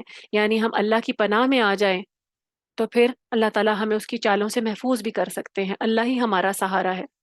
پھر فرمایا لیس بامانیکم ولا امانی اہل الکتاب ومن یعمل سوءا یجز به ولا یجد له من دون اللہ ولیا ولا نصیرا ومن يعمل من الصالحات من ذكر أو أنثى وهو مؤمن فأولئك يدخلون الجنة ولا يظلمون نقيرا۔ اب اللہ تعالیٰ نے آیت نمبر ہماری ہے یہ 122 اور 123، اللہ تعالیٰ فرماتے ہیں کہ نجات کا دار و مدار نہ تو تمہاری آرزوؤں پر ہے، تمہاری امیدوں پر ہے کہ تم امید لگاؤ اور جنت مل جائے، کرو کچھ نہ، ہاتھ اٹھاؤ اور سوچو کہ بس اب دعا کر لی ہے تو جنت مل ہی جائے گی۔ تو نجات کا دار و مدار نہ تو تمہاری آرزوؤں پر ہے اور نہ اہل کتاب کی آرزوؤں پر۔ کتنی بڑی بات ہے، اللہ تعالیٰ نے کہہ دی۔ اس کے بعد کوئی کہہ سکتا ہے کہ اللہ مجھے تو پتہ ہی نہیں تھا کہ یہ کام کرنا بھی ہے؟ اللہ نے ہم سب کو بتا دیا، مسلمانوں کو، سب کو، اہل کتاب جتنے بھی لوگ آئے، کہ تمہاری آرزوؤں پر انجام کا فیصلہ نہیں ہوگا، تمہارا انجام کا فیصلہ تمہاری سوچوں پر نہیں ہوگا، تمہارے عمل پر ہوگا، تمہاری آرزوؤں پر نہیں ہوگا۔ فرمایا من یعمل سوءا یجز بہ، جو بھی برے کام کرے گا وہ اس کی سزا پائے گا، اور اللہ کے سوا کسی کو اپنا حامی و مددگار نہیں پائے گا۔ اور پھر ساتھ ہی کوائن کا دوسرا رخ، اور جو کوئی اچھے کام کرے گا، خواہ وہ مرد ہو یا عورت، بشرطی کہ وہ ایمان والا ہو، تو ایسے ہی لوگ جنت میں داخل ہوں گے اور ان کی ذرا بھر بھی حق تلفی نہیں کی جائے گی۔ اب دیکھیں سب سے پہلے بات ہوئی تھی تلک امان لیس بامانیکم ولا امانی اہل الکتاب، کہ یہ جو نجات کا دار و مدار ہے یہ تمہاری آرزوؤں پر نہیں ہے۔ یعنی انسان کو شیطان جو سستی نجات کے عقیدے میں مبتلا کر دیتا ہے نا، سستی نجات، جن راستوں سے وہ انسان کو گمراہ کرتا ہے، سب سے زیادہ قابل ذکر اس میں یہ سستی نجات کا عقیدہ ہے۔ انسان کچھ نہیں کرتا اور جو ہے، اور یہ یہود اور نصارہ سب کچھ کرتے ہیں، اور مسلمان بھی آج ان سے بڑھ کر ہیں۔ مشرکین نے بھی یہی کیا تھا، یہود نے بھی کیا تھا، نصارہ نے بھی کیا تھا، اور آج مسلمان بھی کر رہے ہیں، اس سستی نجات کے عقیدے میں ملوث ہو چکے۔ مسلمان یا یہود و نصارہ، انہوں نے کیا کیا؟ یہود و نصارہ نے بھی سوچا تھا کہ ہمارے جو ہیں پیغمبر حضرت عیسیٰ علیہ السلام کے بارے میں دیکھیں، نصارہ کا عقیدہ کیا تھا؟ عیسیٰ علیہ السلام چڑھ گئے نا سولی پر، تو اب انہوں نے کفارہ دے دیا ہے جتنے بھی کرسچنز آئیں گے ان سب کے گناہوں کا، یعنی وہ سولی پر چڑھ گئے تاکہ ان کی ساری امت جنت میں چلی جائے، تو اب ہم یہیں جائیں گے جہنم میں۔ یہ تھی سستی نجات کا عقیدہ۔ یہ کس نے الجھایا؟ شیطان نے۔ اور آج آپ دیکھیں مسلمان کہاں کہاں پہنچ چکے ہیں ایسے ہی سستی نجات کے عقیدے میں، کہ وہ کہاں چلے جاتے ہیں نجات کے لیے، کہاں جاتے ہیں، کہاں جا کے سجدے کرتے ہیں، کہاں جا کر چراغ جلاتے ہیں، چادریں چڑھاتے ہیں، کھڑے ہوتے ہیں، ہاتھ دعائیں مانگتے ہیں پیروں کی، قبروں میں مدفون لوگوں کی سفارش پر۔ یہ ہے عقیدہ۔ اب دیکھیں ہمارے ہی مسلمانوں میں شیطان نے کیسے الجھایا ہے نا، کیسے ہمیں جھانسا دیا ہے، بہشتی دروازے بنا رکھے ہیں۔ بہشت کہتے ہیں جنت کو، تو بہشتی دروازہ کیا ہے؟ کہ وہ ان پیر کے عرس کے دن سال میں ایک دن کھولا جائے گا، جو جو اس دروازے سے گزر جائے گا وہ سیدھا جنت میں چلا جائے گا۔ وہ جنت کا دروازہ ہے، وہاں سے جو گزرے گا جنت میں اس کو جنت کا ٹکٹ مل جائے گا۔ عمل شمل کوئی ضرورت نہیں ہے، بس بہشتی دروازے پہنچ جاؤ، ایک دفعہ کراس کر جاؤ، بس اس کے بعد تم جنت میں۔ عمل کی کوئی ضرورت نہیں ہے۔ کون الجھا رہا ہے؟ کون لے کر جا رہا ہے وہاں تک؟ کس نے عمل سے دور کر دیا؟ شیطان نے۔ یہ ہے سستی نجات کے عقیدے۔ اور کیا کہ وہاں چلے جاؤ وہ تمہیں بخشوا ہی دے گا۔ اور آج دیکھیں ایسی چیزیں باقاعدہ سوشل میڈیا آپ اٹھا کر دیکھیں تو آپ کو ایسے نظر آتا ہے، جاتے ہیں ان کے پورے پورے دربار بھرے ہوتے ہیں، وہاں پہ ان کے جو پیر ہیں وہ بیٹھے ہوئے ہوتے ہیں، کوئی آتا ہے کسی کو کوئی جھٹکے دینا شروع کرتے ہیں، بس ٹھیک ہے گناہ ہو گئے، کوئی کسی کو پائپ سے دھو لیا۔ میں نے خود دیکھا کہ پائپ آتا ہے اور وہ بس اسے پانی چھڑکایا اور گناہ دھل گئے۔ یہ ہے سستی نجات کے عقیدے۔ انسان یہ سوچے میں تو پورے پاک صاف ہو کے گھر واپس آیا ہوں یا آئی ہوں، اب تو کوئی گناہ ہی نہیں مجھ پہ۔ یہ ہے سستی نجات کا عقیدہ۔ اللہ نے کیا کہا؟ یہ تمہاری آرزوؤں پر نہیں ہے، نہ اہل کتاب کے آرزوؤں پہ کہ حضرت عیسیٰ سے رسولی چڑھ گئے، اس کے بعد باقی جو نصارہ ہیں ان کا کوئی کام نہیں، ان کو پوچھا نہیں جائے گا۔ ایسا کچھ نہیں ہوگا۔ جو برے کام کرے گا اللہ تعالیٰ نے کیا کہا؟ اس کو برا بدلہ ملے گا، اس کو جہنم ملے گی۔ اور جو اچھے عمل کرے گا، خواہ وہ مرد ہو یا عورت۔ اب آپ دیکھیں اللہ سبحانہ و تعالیٰ کتنے ارحم الراحمین ہیں، ہمارے دل کو بھی ٹھنڈا کیا۔ یعنی اب دیکھیں نا، دنیا میں کہا جاتا ہے نا کہ میل ڈومیننٹ سوسائٹی ہے، ہر جگہ پہ ان کو آگے کیا جاتا ہے، ان کے پاس پاور زیادہ ہوتی ہیں۔ اللہ تعالیٰ نے عمل کے میدان میں مرد اور عورت کو برابر رکھا ہے۔ اللہ نے یہ نہیں کہا کہ جنت الفردوس مردوں کے لیے ہوگی اور اس سے نچلی جنت عورتوں کے لیے ہوگی۔ ایک عورت نے دعا مانگی تھی، رب ابن لی عندک بیتا فی الجنہ، اور اللہ نے اپنے پاس اس عورت کو اپنا گھر دکھا دیا تھا۔ کون؟ آسیہ زوجہ فرعون، حضرت آسیہ رضی اللہ تعالیٰ عنہ۔ عمل کے میدان میں کوئی عورت یا مرد پیچھے نہیں ہوں گے۔ جو اللہ نے کیا کہا؟ جو اچھے کام کرے گا، چاہے وہ مرد ہو یا عورت، بشرطی کے ایمان والے ہوں۔ اگر ایمان ہے، عقیدہ صحیح ہے، توحید پر ہیں، جم گئے ہیں، تو پھر کیا ہوگا؟ ایسے لوگ جنت میں داخل ہوں گے اور ان کی ذرا بھر بھی حق تلفی نہیں کی جائے گی۔ یعنی عورتیں کیا کریں؟ دیکھیں عورتیں کیا کرتی ہیں، اپنا دین اپنی فیملی کے حوالے کر دیتی ہیں، بعض اوقات مردوں کے حوالے کر دیتی ہیں۔ وہ کہہ رہے ہیں تو چلو، جو یعنی کہ انہوں نے کہا ہے کہ روزہ نہیں رکھنا، یعنی فرض روزے بھی نہیں رکھنے، انہوں نے کہا ہے کہ آئی بروز بنوا لو، انہوں نے کہا ہے کہ پردہ نہیں کرنا، انہوں نے یہ کہا، انہوں نے وہ کہا۔ اپنی خواہشات بھی پہلے تو انہی کے کندھے پر رکھ کر پوری کر لیتی ہیں، پھر اس کے بعد یہ کہ اس کے بعد جو ہے نا ان کو نشانہ بنا دیتی ہیں۔ انہوں نے کہا، آپ دیکھیں جب آپ نے قبر میں جانا ہے نا، خواہ وہ مرد ہو یا عورت، اکیلے اکیلے جائیں گے، کوئی کسی کا شوہر یا کوئی کسی کی بیوی بن کے نہیں جائے گا قبر میں، اللہ کے بندے ہی بن کے جانا ہے۔ سوال کسی سے، کسی کی اولاد، کسی کی نسب کے حوالے سے، کسی کی بیوی ہونے کے حوالے سے، کسی کے شوہر ہونے کے حوالے سے نہیں کیے جائیں گے۔ سوال ہوں گے حقوق و فرائض پر، لیکن عمل دیکھے جائیں گے، انڈیویجول عمل۔ یعنی اور اگر آپ یہ سوچیں کہ بس میں تو بس یہ لگی رہی ہوں، میرے پاس تو نماز پڑھنے کا ٹائم ہی نہیں ہوتا کیونکہ میں نے سارا کچھ دیکھنا ہوتا ہے، آپ کو فرائض میں ڈنڈی مارنے کی اجازت نہیں ہے۔ فرائض آپ نے پورے کرنے ہیں، اس کے بعد جو نوافل ہیں، آپ کے گھر کی جو کام ہے، آپ کے گھر خود کی دیکھ بھال ہے، آپ کی اولاد کی تربیت ہے، آپ کے شوہر کا خیال رکھنا، یہ سب آپ کے نوافل عبادات میں آ ہی جاتے ہیں۔ اللہ کی رضا سمجھتے ہوئے پھر یہ سارے کام کرنا، اللہ کی مرضی سمجھتے ہوئے، اللہ کا حکم سمجھتے ہوئے۔ لیکن فرض میں پیچھے رہ جانا اور یہ سوچنا کہ بس ٹھیک ہے ٹائم ہی نہیں ملتا، رہ گئی نماز اثر کی، کیا کروں؟ نہیں، یہ ہمیں نہیں بخشوائے گا۔ اللہ تعالیٰ نے کیا کہا؟ جو اچھا عمل لے کے آئے گا، وہ خواہ مرد ہو یا عورت، کیا ہے؟ اس کے لیے اجر ہی اجر ہے۔ ایسے لوگ جنت میں داخل ہوں گے اور ان کے لیے وہاں پر ذرا برابر بھی حق تلفی نہیں کی جائے گی۔ اب آپ دیکھیں اللہ تعالیٰ کا جو قانون سزا اور جزا ہے نا، وہ تھوڑا ڈیفرنٹ ہے، دنیاوی قانون و سزا قانون جیسا نہیں ہے۔ اللہ کے اپنے قانون ہیں، میدان حشر میں اللہ کا قانون ہوگا، دنیا میں بھی اللہ کا قانون ہے، اللہ تعالیٰ اپنا قانون، لیکن یہاں پر انسان کو جو جزوی اختیار ہے نا، تو وہ اپنے الٹے سیدھے قانون چلاتے پھرتے۔ لیکن کیا ہوگا؟ اللہ کا سکہ ہے، سزا اور جزا پہ اللہ تعالیٰ نے قانون بنا رکھے۔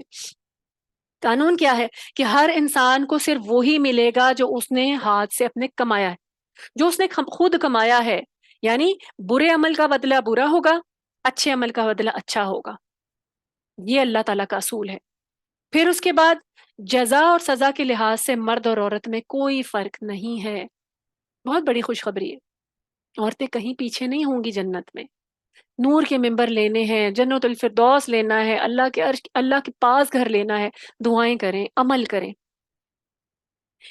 اور پھر اگر کسی نے چھوٹی سے چھوٹی نیکی کی ہوگی تو اسے بھی اس کا بدلہ ضرور ملے گا. وہ نیکی کسی نے دیکھی نہ دیکھی اس سے کیا فرق پڑتا ہے؟ آپ نے کسی کی مدد کی، کسی کو پتا نہیں چلا، باقیوں کو کیا فرق پڑتا ہے؟ جس کے لیے آپ نے کی تھی اس کو پتا چل گیا، آپ نے صدقہ نکالا، آپ نے کوئی بھی نیکی ایسی کی تو اور اگر کسی نے اپریشیٹ نہیں کیا، آپ کر کر کے ختم ہو گئے، نہیں کیا تو کیا ہوا؟ جو دیکھ رہا ہے اس نے آپ کو بدلہ دینا ہے. چھوٹی سے چھوٹی نیکی آپ کو پتہ ہے قیامت کا دن رکھا ہی اسی لیے گیا ہے کہ جن کی حق تلفیاں ہوئی ان کو حق دلوائے جائیں، جن کو سراہا نہیں گیا ان کو سراہا بھی جائے گا وہاں بھرپور اجر کی صورت میں. تو پھر وہاں پہ کیا ہے؟ کسی کی ذرا برابر بھی حق تلفی نہیں ہوگی. اس کے علاوہ کوئی بھی شخص دوسرے کا بوجھ نہیں اٹھائے گا. جب یہاں پہ کہا جاتا ہے نا کوئی دوسرے کا بوجھ نہیں اٹھائے گا، یعنی کوئی پیر جو ہے کسی مرید کا بوجھ نہیں اٹھا سکے گا. کوئی پیر یعنی کوئی آ کے یہ نہیں کہے گا میں تمہارے گناہ لے لوں گا، چلو ٹھیک ہے کوئی بات نہیں کر لو. اور کوئی قریبی رشتہ دار یعنی کسی کے نسب میں ہونا، کسی خاص ذات سے ہونا، کسی خاص یعنی کہ طبقے سے ہونا، کوئی فائدہ نہیں دے گا. عمل فائدہ دے گا، صرف عمل فائدہ دے گا جو اللہ کے لیے کیا ہوگا. اور کسی کا بوجھ کسی کے سر پہ نہیں ڈالا جائے گا. اور انسان نے جو کیا اس کو اس کی سزا تو ملے گی، دوسرے کی سزا نہیں ملے گی، لیکن ایک صورت میں ملے گی.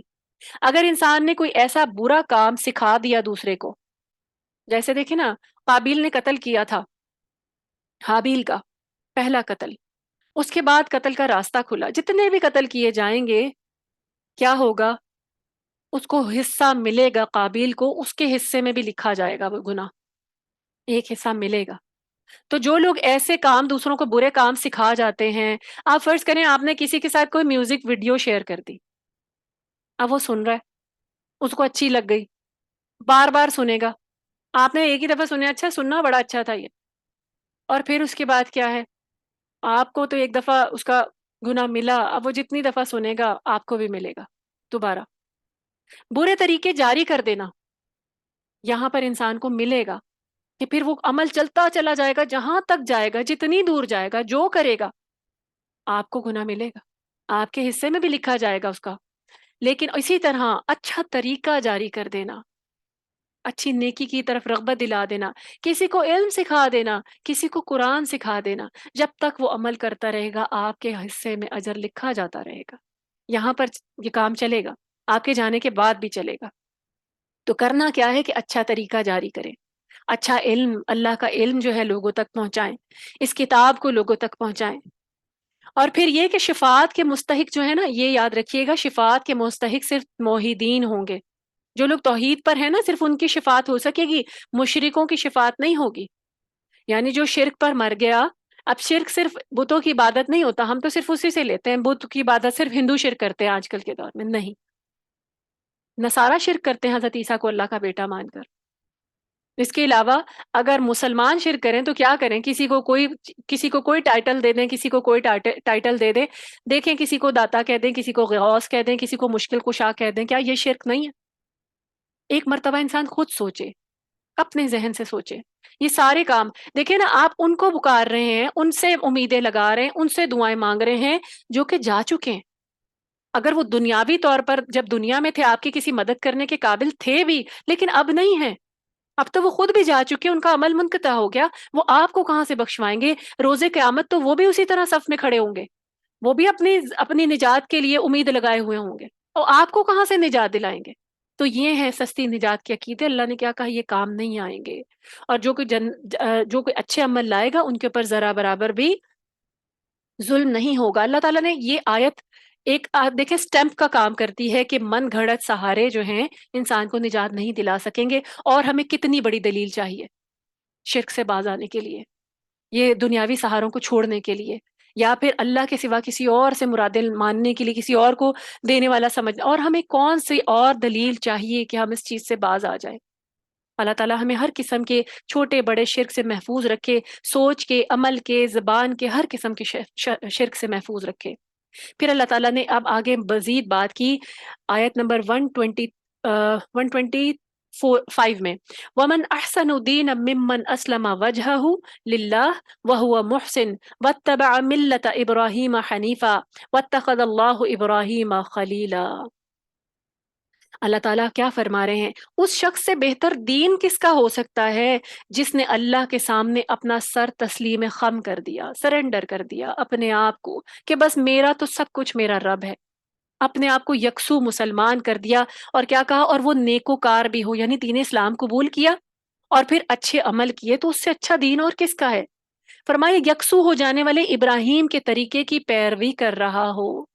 ابراہیم علیہ السلام کا اللہ نے جب بھی قرآن مجید میں نام لیا، حنیفہ کہہ کر لیا، یکسو، کانسنٹریٹڈ، فوکسڈ، اللہ پر، اللہ کی توحید پر فوکسڈ، ہر چیز سے بے نیاز، باقی دنیا سے بے نیاز، صرف اللہ سے لو لگانے والے حضرت ابراہیم علیہ السلام۔ فرمایا اس ابراہیم کی جسے اللہ تعالیٰ نے اپنا مخلص دوست بنا لیا تھا، یعنی خلیل بنا لیا تھا۔ تو حضرت ابراہیم علیہ السلام کی اللہ تعالیٰ نے حنیف والی صفات بتائی ہیں۔ حنیف، ایک سیکنڈ،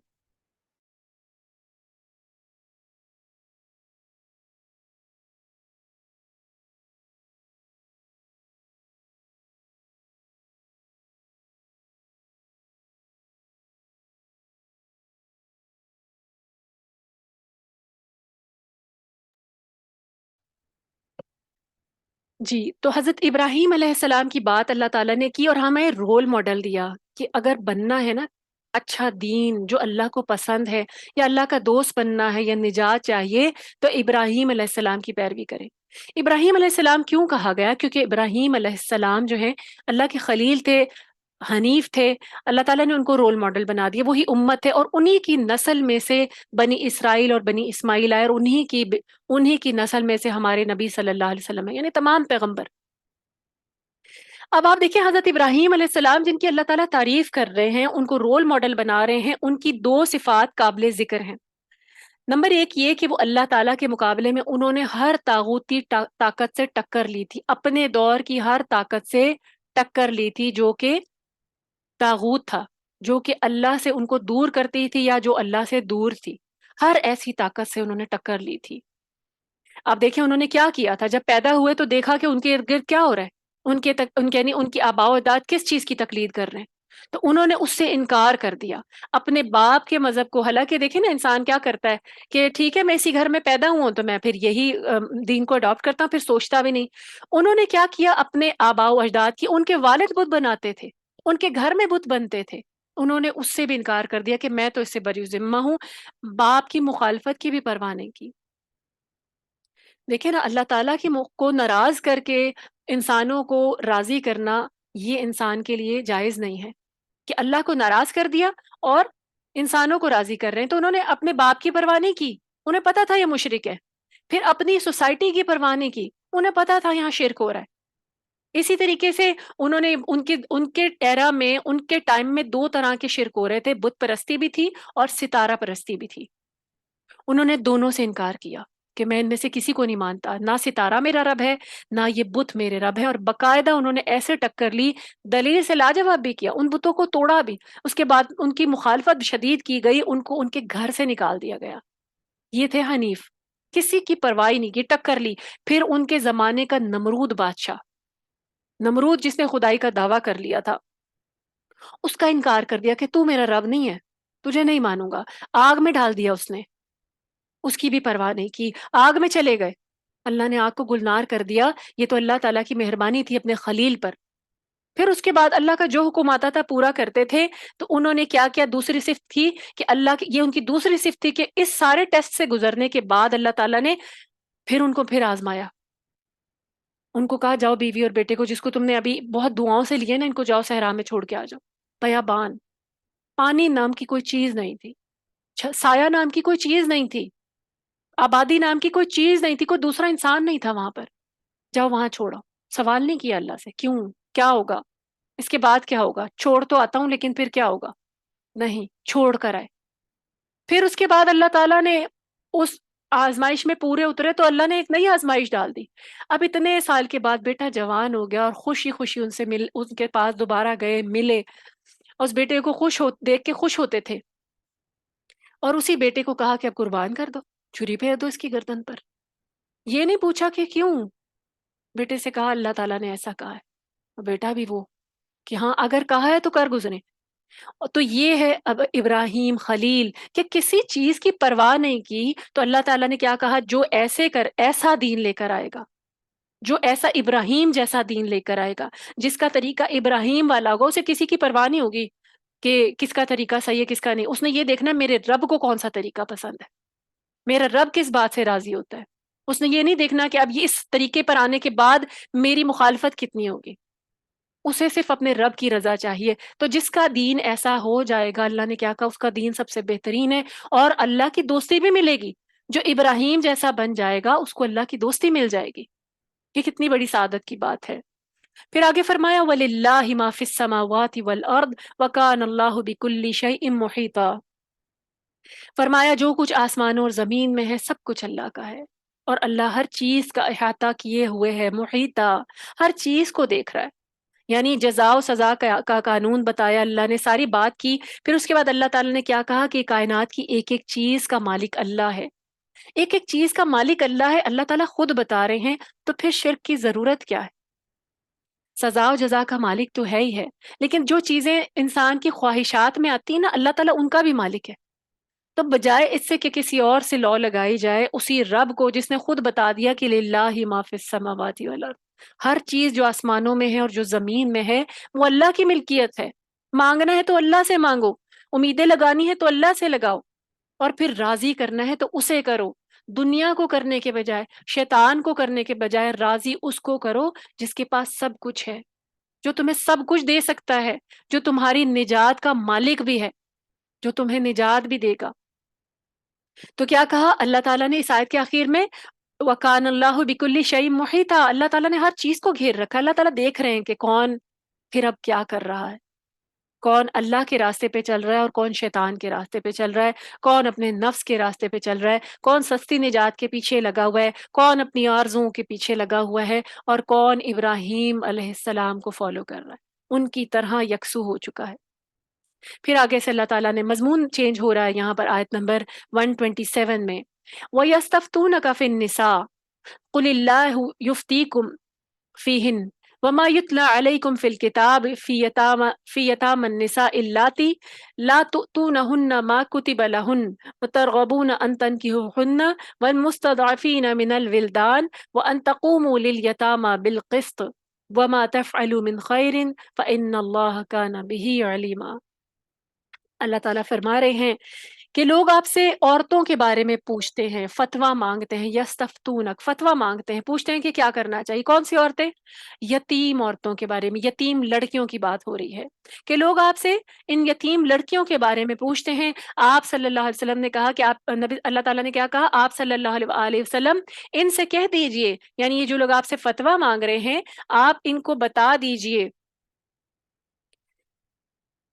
کہ ان کے بارے میں اللہ تمہیں فتویٰ دیتا ہے، کہ اس بارے میں کہ جو بھی یتیم عورتوں سے متعلق اس کتاب میں تمہیں سنائے جا چکے ہیں، جن کے مقررہ حقوق تم نہیں دیتے، یعنی میراث وغیرہ، اور ان سے نکاح کرنے کی رغبت رکھتے ہو، اور یتیم بچوں کے بارے میں بھی جو کہ کمزور اور ناتواں ہیں، نیز اللہ تمہیں یہ بھی ہدایت دیتا ہے کہ یتیموں کے ساتھ انصاف پر قائم رہو، اور جو بھی بھلائی کا کام تم کرو گے یقیناً اللہ تعالیٰ اسے خوب جانتا ہے۔ اب یہاں پر یتیم بچیوں، لڑکیوں کے بارے میں اور یتیم بچوں کے بارے میں بات ہو رہی ہے، پہلے لڑکیوں کے بارے میں۔ اب دیکھیں یتیم لڑکیوں کے بارے میں پہلے بھی بات ہو چکی ہے، اللہ تعالیٰ نے اسی صورت نساء کی آیت نمبر 3 میں ان کا ذکر کیا، اور ان کے ساتھ جو ہے ناانصافی سے بھی روکا ہے۔ اب ہوتا کیا تھا کہ یتیم لڑکیوں کے جو سرپرست ہوتے تھے وہ ان سے نکاح کر لیتے تھے، اور ان کو میراث کا مال تھا کہ مال کہیں جائے نا، ان کا یہیں رہ جائے، تو وہ ان سے نکاح کرنا شروع کر دیتے تھے، اور پھر ان کو حق مہر نہیں دیتے تھے کہ یہ تو گھر میں ہی ہے۔ تو اس قسم کی ناانصافیاں ہو رہی تھی، اللہ تعالیٰ نے روکا۔ پھر اس کے بعد انہوں نے مزید نبی صلی اللہ علیہ وسلم سے سوال کیا، فتویٰ مانگا کہ اچھا پھر کیا کرنا چاہیے ان کے بارے میں۔ اب دیکھیں جب اللہ تعالیٰ نے روکا ان کو، تو پھر ان بے انصافیوں سے بچنے کی وجہ سے، یعنی اس کی خاطر، اور تاکہ کوئی ناانصافی نہ ہو جائے، پھر ان لوگوں نے کیا کیا، محتاط رویہ اختیار کر لیا کہ اللہ نے منع کر دیا اب یتیم کسی لڑکی سے نکاح ہی نہیں کرنا، ایسا نہ ہو کہ ہم سے کوئی گستاخی ہو جائے اور ہم پکڑ لیے جائیں یتیم لڑکیوں کے بارے میں۔ اب ہوا کیا کہ جتنے لوگوں کے پاس ایسی یتیم بچیاں تھیں تو وہ کیا کرتے تھے، پھر ان کی غیروں میں کہیں پر بھی نکاح کر دیتے تھے، جو جن کو جانتے نہ ہوں، بوجھتے نہ ہوں۔ اب دیکھیں یتیم کے ماں باپ نہیں ہے یا باپ نہیں ہے، اس کا کوئی سرپرست نہیں ہے، لیکن وہ کیا کرتے تھے، نکاح کرنے کے بعد ان کو پھر بالکل ہی چھوڑ دیتے تھے۔ اب ایسی صورت میں اللہ تعالیٰ نے کیا کہا کہ تم ان کے ساتھ نکاح تو کر سکتے ہو، لیکن ان کے ساتھ ناانصافی نہ کرو، یعنی ان کے ساتھ نکاح کرو، اس سے کیا ہوگا، ان کو وہ پروٹیکشن مل جائے گی، کیونکہ اب تم تو رشتہ دار ہو۔ اب دیکھیں نا، جو ولی ہے وہ تو رشتہ دار ہے، تبھی تو ولی بنا اس یتیم بچی کا۔ تو اگر وہ ولی خود یا اپنی اولاد سے، یعنی اگر وہ خود بہت بڑا ہے، اس کی اولاد جوان ہے، اس بچی سے نکاح کرنا چاہتے ہیں تو وہ کر دیں، لیکن کیا ہوگا، ان کا حق مہر رکھا جائے گا۔ یہ نہیں ہوگا کہ اسی گھر میں رہتی ہے تو اب حق مہر کی کوئی ضرورت نہیں ہے۔ تو کیا کہا کہ ان کا حق مہر بھی دو، ان کا جیسے نکاح ہوتا ہے عام لڑکیوں کا، محسنات کا، تو ان کے حق مہر میں کمی نہ کرو، ان ڈنڈی نہ مارو کہ اب ان کو کون پوچھ رہا کے۔ اور دوسرا یہ کہ اب تم نے ان کو جو رکھا ہے، ان کے مال کی جو تم کفالت کر رہے ہو، تو ان کا جو میراث کا مال ہے یہ بھی ان کو دو۔ اللہ تعالیٰ نے یہاں پر یہ حکم دیا۔ اب دیکھیں، بعض مفسرین نے اس آیت سے یتیم بچیوں کا وراثت میں حصہ مراد لیا ہے، کہ یتیم بچیوں کو ان کی وراثت میں اللہ تعالیٰ نے واضح حکم دیا ہے، اور یہاں پر واقعی اس کا حکم بھی ہے، کیونکہ دور جاہلیت کا دستور کیا ہوتا تھا؟ اب آپ دیکھیں عربوں میں دستور کیا تھا، جب کوئی شخص مر جاتا تھا اس کی بیوی کو کوئی حصہ نہیں ملتا تھا، میت کی وراثت میں بیوی کا کوئی حصہ نہیں ہوتا تھا۔ اس کے علاوہ بچوں میں سے بھی ان چھوٹے لڑکوں کو، اور بچیوں کا بھی حصہ، بچیوں کا اور بیویوں کا تو ہوتا ہی نہیں تھا سرے سے، اور لڑکوں میں سے بھی صرف ان لڑکوں کا حصہ ہوتا تھا جو کہ ان کے ساتھ، یعنی یعنی اس قابل تھے کہ وہ میدان جنگ میں جا کے لڑ سکتے تھے، تیر تلوار چلا سکتے تھے۔ تو جب وہ دیکھتے تھے کہ یہ بچہ اس کیپیبل ہے تو اس کو میراث دیتے تھے۔ جو بچے لڑکے اس سے چھوٹے ہوتے تھے کہ وہ تیر تلوار چلا سکیں تو وہ ان کو حصہ ہی نہیں دیتے تھے، ایسے ڈنڈیاں مارتے تھے۔ تو اللہ تعالیٰ نے کیا کہا کہ یعنی آیت کی میراث سے بیواؤں میں، یتیم لڑکوں میں، یتیم بچیوں میں، یعنی ان کو بھی دیا جائے گا۔ پھر اللہ تعالیٰ نے خود ہی وراثت کے جو ہیں حصے مقرر کر دیے۔ جب دین اسلام آیا، اللہ تعالیٰ نے ہر حقدار کو پھر اس کا حق دیا۔ دین اسلام ایسا مذہب ہے جو ہر حقدار کو اس کا حق دیتا ہے۔ دنیا کا کوئی اور مذہب جو ہے یہ تخصیص نہیں رکھتا۔ آپ دیکھ لیں، آپ کرسچینٹی میں دیکھ لیں، جوز میں دیکھ لیں، مر گیا کس کے ہاتھ آیا، جس کے ہاتھ آیا فرینڈز کو دے گئے، نصارہ میں دیکھیں اپنے بلی کتوں کو دے گئے، یہاں تک ہوتا ہے۔ تو اللہ تعالیٰ نے اتنا بہترین دین اسلام ہمیں پیش کیا ہے، ہمیں دیا ہے، ہمارے پاس اتنی بڑی بہترین نعمت ہے کہ ہر حقدار کو اس کا حق بھی دیا گیا ہے۔ پھر فرمایا، اللہ تعالیٰ نے فرمایا وَإِنِ امْرَأَةٌ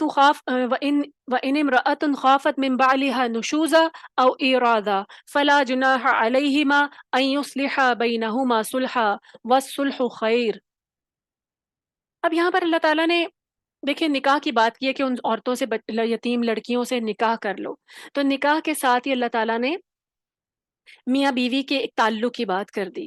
اللہ تعالیٰ اس آیت میں فرما رہے ہیں، آیت نمبر 128 میں، اگر کسی عورت کو اپنے خاوند سے بدسلوکی یا بے رخی کا اندیشہ ہو تو اگر میاں بیوی آپس میں حقوق میں کچھ کمی بیشی کر کے سمجھوتا کر لیں تو دونوں پر کوئی گناہ نہیں، اور صلح بہرحال بہتر ہے۔ یعنی کیا ہے کہ اگر میاں بیوی، فرض کریں اگر مرد ہے، وہ ویسے تو کیونکہ مردوں کو 4 نکاح کرنے کی اجازت ہے، اگر فرض کریں ایک مرد نے نکاح کیا ہے، پھر دوسرا بھی نکاح کیا ہے، اب پہلی جو ہے اس کو وہ کیا کرنا چاہتا ہے کہ بس ٹھیک ہے، اس کے ساتھ میرا نباہ نہیں ہو رہا، اچھی انڈرسٹینڈنگ نہیں ہے، اس کو میں کیا کروں گا، اس کو میں طلاق دے دیتا ہوں۔ اب یہاں پر کیا کہا کہ اگر وہ عورت جو ہے اپنے حق میں کمی بیشی کرے کہ ہاں مجھے طلاق نہ دو، میں اپنے حق سے دستبردار ہوتی ہوں، زیادہ نفقہ نہ دو، میں یہیں رہوں گی، ایسی کوئی کمی بیشی کر کے صلح کرنا چاہتی ہے اس کے ساتھ کہ نہیں مجھے اب یہیں پہ رکھو، بچے ہیں، بعض اوقات ہوتا ہے بچے ہوتے ہیں، تو اگر پھر ایسا کوئی حقوق میں کمی بیشی کر کے صلح کر لیتے ہیں تو اللہ تعالیٰ نے کیا کہا، دونوں پر کوئی گناہ نہیں ہوگا۔ صلح کیونکہ اللہ تعالیٰ کے نزدیک زیادہ بہتر ہے، بجائے اس سے کہ راستے الگ کر لیے جائیں۔ تو کیا کہا، اگر عورت اپنے حقوق میں کمی بیشی کر کے مرد کے ساتھ رہنا چاہتی ہے، اور یا مرد جو ہے اس کا کچھ حق کم ادا کرے، اس کو بھی اپنے پاس رکھے، تو مصالحت ہو جائے، وہ زیادہ بہتر ہے۔ اب اس سلسلے میں 2 احادیث ہیں۔ حضرت عائشہ، اما عائشہ رضی اللہ تعالیٰ عنہ اس آیت کا مطلب یہ بیان کرتی ہیں کہ مثلا ایک شخص کے پاس عورت ہو جس سے کوئی وہ میل جول نہ رکھتا ہو اور اسے چھوڑ دینا چاہے، یعنی اس کے ساتھ بیوی تو ہے، نکاح ہوا ہے، لیکن ازدواجی تعلق نہیں ہے، انڈرسٹینڈنگ نہیں بنی، تو پھر اب اسے چھوڑ دینا چاہتا ہے، اور وہ عورت یہ کہے کہ اچھا میں تمہیں اپنی باری یا نان نفقہ معاف کر دیتی ہوں، تم مجھے طلاق نہ دو. تو یہ اس بارے میں آیت نازل ہوئی ہے، بخاری کی کتاب و تفسیر میں یہ حدیث ہے. اور حضرت اما عائشہ رضی اللہ تعالیٰ نے، حضرت عائشہ نے اس آیت کی اس طرح تفسیر بیان کی ہے کہ وہ عورت یہ کہے کہ ہاں ٹھیک ہے مجھے یہیں رہنے دو اپنے نکاح میں، لیکن کیا کرو، ٹھیک ہے نان نفقہ زیادہ نہیں دینا، تھوڑا بہت دے دو، یعنی میں یہاں پر ہی رہ لوں گی، نکالو نہیں. تو پھر ایسی صورت میں کیا کرے کہ وہ صلح کر لیں، وہ بھی زیادہ بہتر ہوگا. ابن عباس رضی اللہ تعالیٰ عنہ فرماتے ہیں کہ سیدہ سودا رضی اللہ تعالیٰ عنہ جو کہ نبی صلی اللہ علیہ وسلم کی زوجہ تھیں، جب ان کی شادی ہوئی، نبی صلی اللہ علیہ وسلم سے نکاح ہوا، تو نبی صلی اللہ علیہ وسلم کی ان حضرت اما جو سودا رضی اللہ تعالیٰ عنہ ہے نا، ان کی عمر 80 برس تھی، 80 ایئرس تھی جب ان کا حضور پاک صلی اللہ علیہ وسلم سے نکاح ہوا. تو حضرت سودا جو تھی ظاہر ہے بوڑھی خاتون تھی. نبی صلی اللہ علیہ وسلم نے اما خدیجہ کے وصال کے بعد، ان کے انتقال کے بعد، حضرت سودا رضی اللہ تعالیٰ عنہ سے نکاح کیا تھا، کیونکہ اما خدیجہ کے ساتھ جو اولاد تھی نا وہ بہت چھوٹی تھی، اور ان کی پرورش کے لیے عورت کی ضرورت تھی. یعنی گھر میں عورت ہو، اور عورت سے مراد میڈ نہیں، یعنی کوئی مددگار نہیں، عورت جو بچوں کو ماں کی طرح پیار کرے. تو نبی صلی اللہ علیہ وسلم نے دوسرا نکاح کیا سودا رضی اللہ تعالیٰ عنہ سے. وہ بھی ہماری ماں ہے، کیونکہ نبی صلی اللہ علیہ وسلم کی جتنی بھی ازواج ہیں وہ امت کی ماں ہیں. تو اما سودا رضی اللہ تعالیٰ عنہ سے نکاح کیا، اور پھر کیا ہوا، ظاہر ہے وہ ایج تھی، 80 ایئرس کتنی زیادہ ایج ہوتی ہے، سمجھ تو تھی، بچوں کو بہت اچھی طرح سنبھالا، لیکن ظاہر سی بات ہے ازدواجی تعلق قائم کرنے کے لیے اتنی زیادہ ان کے اندر تو، ایک بوڑھی عورت ہوتی ہے اس کے اندر تو ایسی کوئی خواہش نہیں ہوتی. تو پھر کیا ہوا، جب انہوں نے اس کے بعد نبی صلی اللہ علیہ وسلم کی باقی نکاح ہوئے، تو جب ان کو کیونکہ جب عائشہ رضی اللہ تعالیٰ سے، اما عائشہ سے جب نکاح ہوا، تو اما سودا رضی اللہ تعالیٰ نے ان کو خدشہ ہوا کہ ایسا نہ ہو نبی صلی اللہ علیہ وسلم اب مجھے طلاق دے دیں، کیونکہ ان کو ایک کنواری، ایک ینگ جو ہے بیوی مل گئی ہے. تو پھر انہوں نے کیا کیا، انہوں نے اپنی باری اما عائشہ کو ہبا کر دی، اور نبی صلی اللہ علیہ وسلم سے کیا کہا کہ آپ میری باری بھی اما عائشہ یعنی حضرت عائشہ رضی اللہ تعالیٰ عنہ کو دے دیا کریں، میں اس سے دستبردار ہوتی ہوں. اور اس طرح وہ نبی صلی اللہ علیہ وسلم کے نکاح میں رہیں، ان کو طلاق نہیں دی گئی. تو یہاں پر یہ کہ ایسے کسی مصالحت پر، ایسے کسی حقوق میں کمی بیشی پر اگر میاں بیوی اپنے گھر کو آباد رکھیں، عورت اگر اپنے کسی حق سے دستبردار ہو جاتی ہے اور اس طرح گھر بچ جاتا ہے، تو اس میں کیا ہوگا، کسی پر کوئی گناہ نہیں ہے. اور پھر اللہ تعالیٰ نے کیا کہا تھا یہاں پر اس آیت میں، کیا کہا ہے، وَالصُّلْحُ خیر، اور صلح بہتر ہے، یعنی کمپرومائز کر لو، یہ زیادہ بہتر ہے. اور فرمایا، اور پھر فرمایا وَأُحْضِرَتِ الْأَنفُسُ الشُّحَّ وَإِن تُحْسِنُوا وَتَتَّقُوا فَإِنَّ اللَّهَ كَانَ بِمَا تَعْمَلُونَ خَبِيرًا. فرمایا اور لالچ تو ہر نفس کو لگا ہوا ہے، ہر نفس میں لالچ رکھا ہوا ہے، لیکن اگر تم احسان کرو گے اور اللہ سے ڈرتے رہو گے تو جو کچھ تم کرو گے اللہ تعالیٰ یقیناً اس سے خوب واقف ہے. اب یہاں شح کی بات کی گئی ہے. شح جو ہے نا، بخل کو بھی کہا جاتا ہے اور لالچ کو بھی کہا جاتا ہے. یہاں پر نفس کا لالچ، اب دیکھیں نفس کا لالچ صرف مال و دولت نہیں ہے، انسان کو مال و دولت کا لالچ ہوتا ہے، اس کے علاوہ جتنی بھی مرغوبات نفس ہیں، انسان کو جو پسندید اس کی چیزیں ہیں، likes and dislikes, likes میں جتنی چیزیں آتی ہیں جو اس کو پسند ہیں، تو دیکھیے انسان اس کے لیے بھی حریص ہوتا ہے، اس کے لیے بھی اس کے ہوتا ہے کہ یہ مجھے چیز پسند ہے بس یہ ہو، یہ مجھے پسند ہے تو بس میں یہ کھاؤں، یہ مجھے پسند ہے تو بس یہ ہو، یہ یعنی اب دیکھیں نا، جو جو چیز انسان کو پسند ہوتی ہے وہ اس کو حاصل کرنے کی کوشش کرتا ہے، اور پھر اس کے بارے میں کیا ہوتا ہے، پوزیسو بھی ہوتا ہے. تو اللہ تعالیٰ نے کیا کہا کہ یہ جو شح ہے نا، یہ مرد کے نفس میں بھی رکھی گئی ہے. تو عورت اگر کیا کرے گی، اپنے خاوند کی پسند کو ملحوظ رکھے گی، یعنی اگر اس کو ایک بیوی ہے، اس کو پسند ہے زیادہ، تو وہ کیا کرے، اب وہ عورت طلاق سے بچنا چاہتی ہے، اپنے گھر کو آباد رکھنا چاہتی ہے، تو وہ کمپرومائز کر لے. اور اگر وہ تو کیا ہوگا، وہ اس وقت تو کمپرومائز کرے گی، لیکن ہو سکتا ہے کہ اللہ تعالیٰ اس مرد کے دل کو نرم کر دیں اور بعد میں اس کے لیے پھر خیر کا دروازہ کھل جائے. پھر ساتھ ہی کیا کہا کہ وَإِن تُحْسِنُوا وَتَتَّقُوا، اب اللہ تعالیٰ نے مردوں سے مخاطب ہو کر کہا کہ اگر تم احسان کرو، تم عورتوں کو کیا کرو، بغیر کسی لالچ کے اچھے طریقے سے رکھو، بغیر کسی لالچ کے صرف اللہ کے ڈر سے ان کے ساتھ اچھا سلوک کرو. تمہیں ان سے کوئی فائدہ نہیں مل رہا، تمہیں وہ پسند نہیں ہے، تمہیں ان کی کوئی عادت پسند نہیں ہے، لیکن تم اللہ سے ڈرتے ہوئے ان کے ساتھ بہترین معاملات رکھو گے، تو تمہیں اللہ تعالیٰ اس احسان کا بدلہ ضرور دے گا، ضرور دے گا. اور اللہ کے پاس ہی سارے بدلے ہیں. پھر اس پہ اللہ تعالیٰ نے مزید کیا کہا؟ وَلَن تَسْتَطِيعُوا أَن تَعْدِلُوا بَيْنَ النِّسَاءِ وَلَوْ حَرَصْتُمْ فَلَا تَمِيلُوا كُلَّ الْمَيْلِ فَتَذَرُوهَا كَالْمُعَلَّقَةِ وَإِن تُصْلِحُوا وَتَتَّقُوا فَإِنَّ اللَّهَ كَانَ غَفُورًا رَحِيمًا. پھر مردوں سے ہی اللہ تعالیٰ نے خطاب کیا ہے کہ اگر تم اپنی بیویوں کے درمیان کسی بھی طرح عدل کرنا چاہو تو ایسا ہرگز نہیں ہو سکے گا. یعنی تم ہر طرح عدل کرنا چاہو تو ایسا نہیں ہو سکے گا. لہٰذا یوں نہ کرنا کہ ایک بیوی کی طرف تو پوری طرح مائل ہو جاؤ، اسی کی طرف جھک جاؤ، اور باقی کو لٹکتا ہوا چھوڑ دو. اور اگر تم اپنا رویہ درست رکھو گے اور اللہ سے ڈرتے رہو گے تو بلا شبہ اللہ بخشنے والا اور رحم کرنے والا ہے. یہ مردوں کو اللہ تعالیٰ نے خاص نصیحت کی ہے کہ بیویوں کے درمیان تم عدل اور انصاف کرنا، لیکن کوئی نہ کوئی کنڈیشن ایسی ہوگی کہ تم سب کو ایک لیول پہ نہیں رکھ سکتے. اور آپ دیکھیں یہ حقیقت ہے، جن مردوں نے زیادہ نکاح کیے ہوتے ہیں، یعنی 4 تک نکاح مردوں کو ایک وقت میں بیک وقت جائز ہیں، تو جو لوگ زیادہ بیویاں رکھتے ہیں تو عام طور پہ ہوتا ہے نا کہ ایک بیوی ان کی زیادہ فیوریٹ ہوتی ہے کسی عادت کی وجہ سے، بعض اوقات کسی خوبصورتی، بعض اوقات خوبصورتی کی وجہ سے، بعض اوقات اپنی طبیعت یا عادت یا مزاج کی وجہ سے، بعض اوقات اپنی یعنی اپنے اچھے اخلاق کی وجہ سے. کوئی بھی کوالٹی ہو سکتی ہے، کسی ایک بیوی میں زیادہ اچھی ہو، دوسری میں کم ہو. تو اب دیکھیں یہاں پر جو ہے نا یہ میلان انسان کا اللہ تعالیٰ نے اسی لیے خود ہی بتا دیا کہ تم اس طرح ہر طرح تو انصاف نہیں کر سکتے، یعنی تمہارا دل کہیں ایک نہ ایک طرف تو جھکے گا. اب دیکھیں نبی صلی اللہ علیہ وسلم 9 ازواج تھیں، اما عائشہ سے سب سے زیادہ محبت کرتے تھے، اما عائشہ کی طرف سب سے زیادہ ان کا میلان تھا. کیوں؟ کیونکہ ان کے ساتھ ایک اچھی کمپیٹیبلٹی تھی. دیکھیں کمپیٹیبلٹی بہت میٹر کرتی ہے. ایک اچھی باقیوں کے ساتھ نہیں تھی، باقیوں کے ساتھ بھی تھی، باقی جو ہماری مائیں ہیں وہ بھی بہترین مائیں تھیں، لیکن ایک انسان کے اندر ایک فطرت ہوتی ہے کہ اس کو کوئی ایک زیادہ پسند آ جائے. تو کیا ہوتا تھا ان کا ملانا؟ اب دیکھیں ساری ازواج مطہرات کو پتا تھا جب نبی صلی اللہ علیہ وسلم کا وصال ہونے لگا تو نبی صلی اللہ علیہ وسلم نے کیا کہا اور باقی ساری ازواج نے کیا کیا کہ اپنی اس وقت نبی صلی اللہ علیہ وسلم کو وہیں پر اما عائشہ کے گھر میں ہی جانے دیا کہ وہ اپنے آخری ایام وہاں گزارے، اور انہوں نے وہیں گزارے. تو ایسا ہو جاتا ہے کہ ملان یعنی انسان کی جو طبیعت ہے کسی ایک طرف جھک جائے.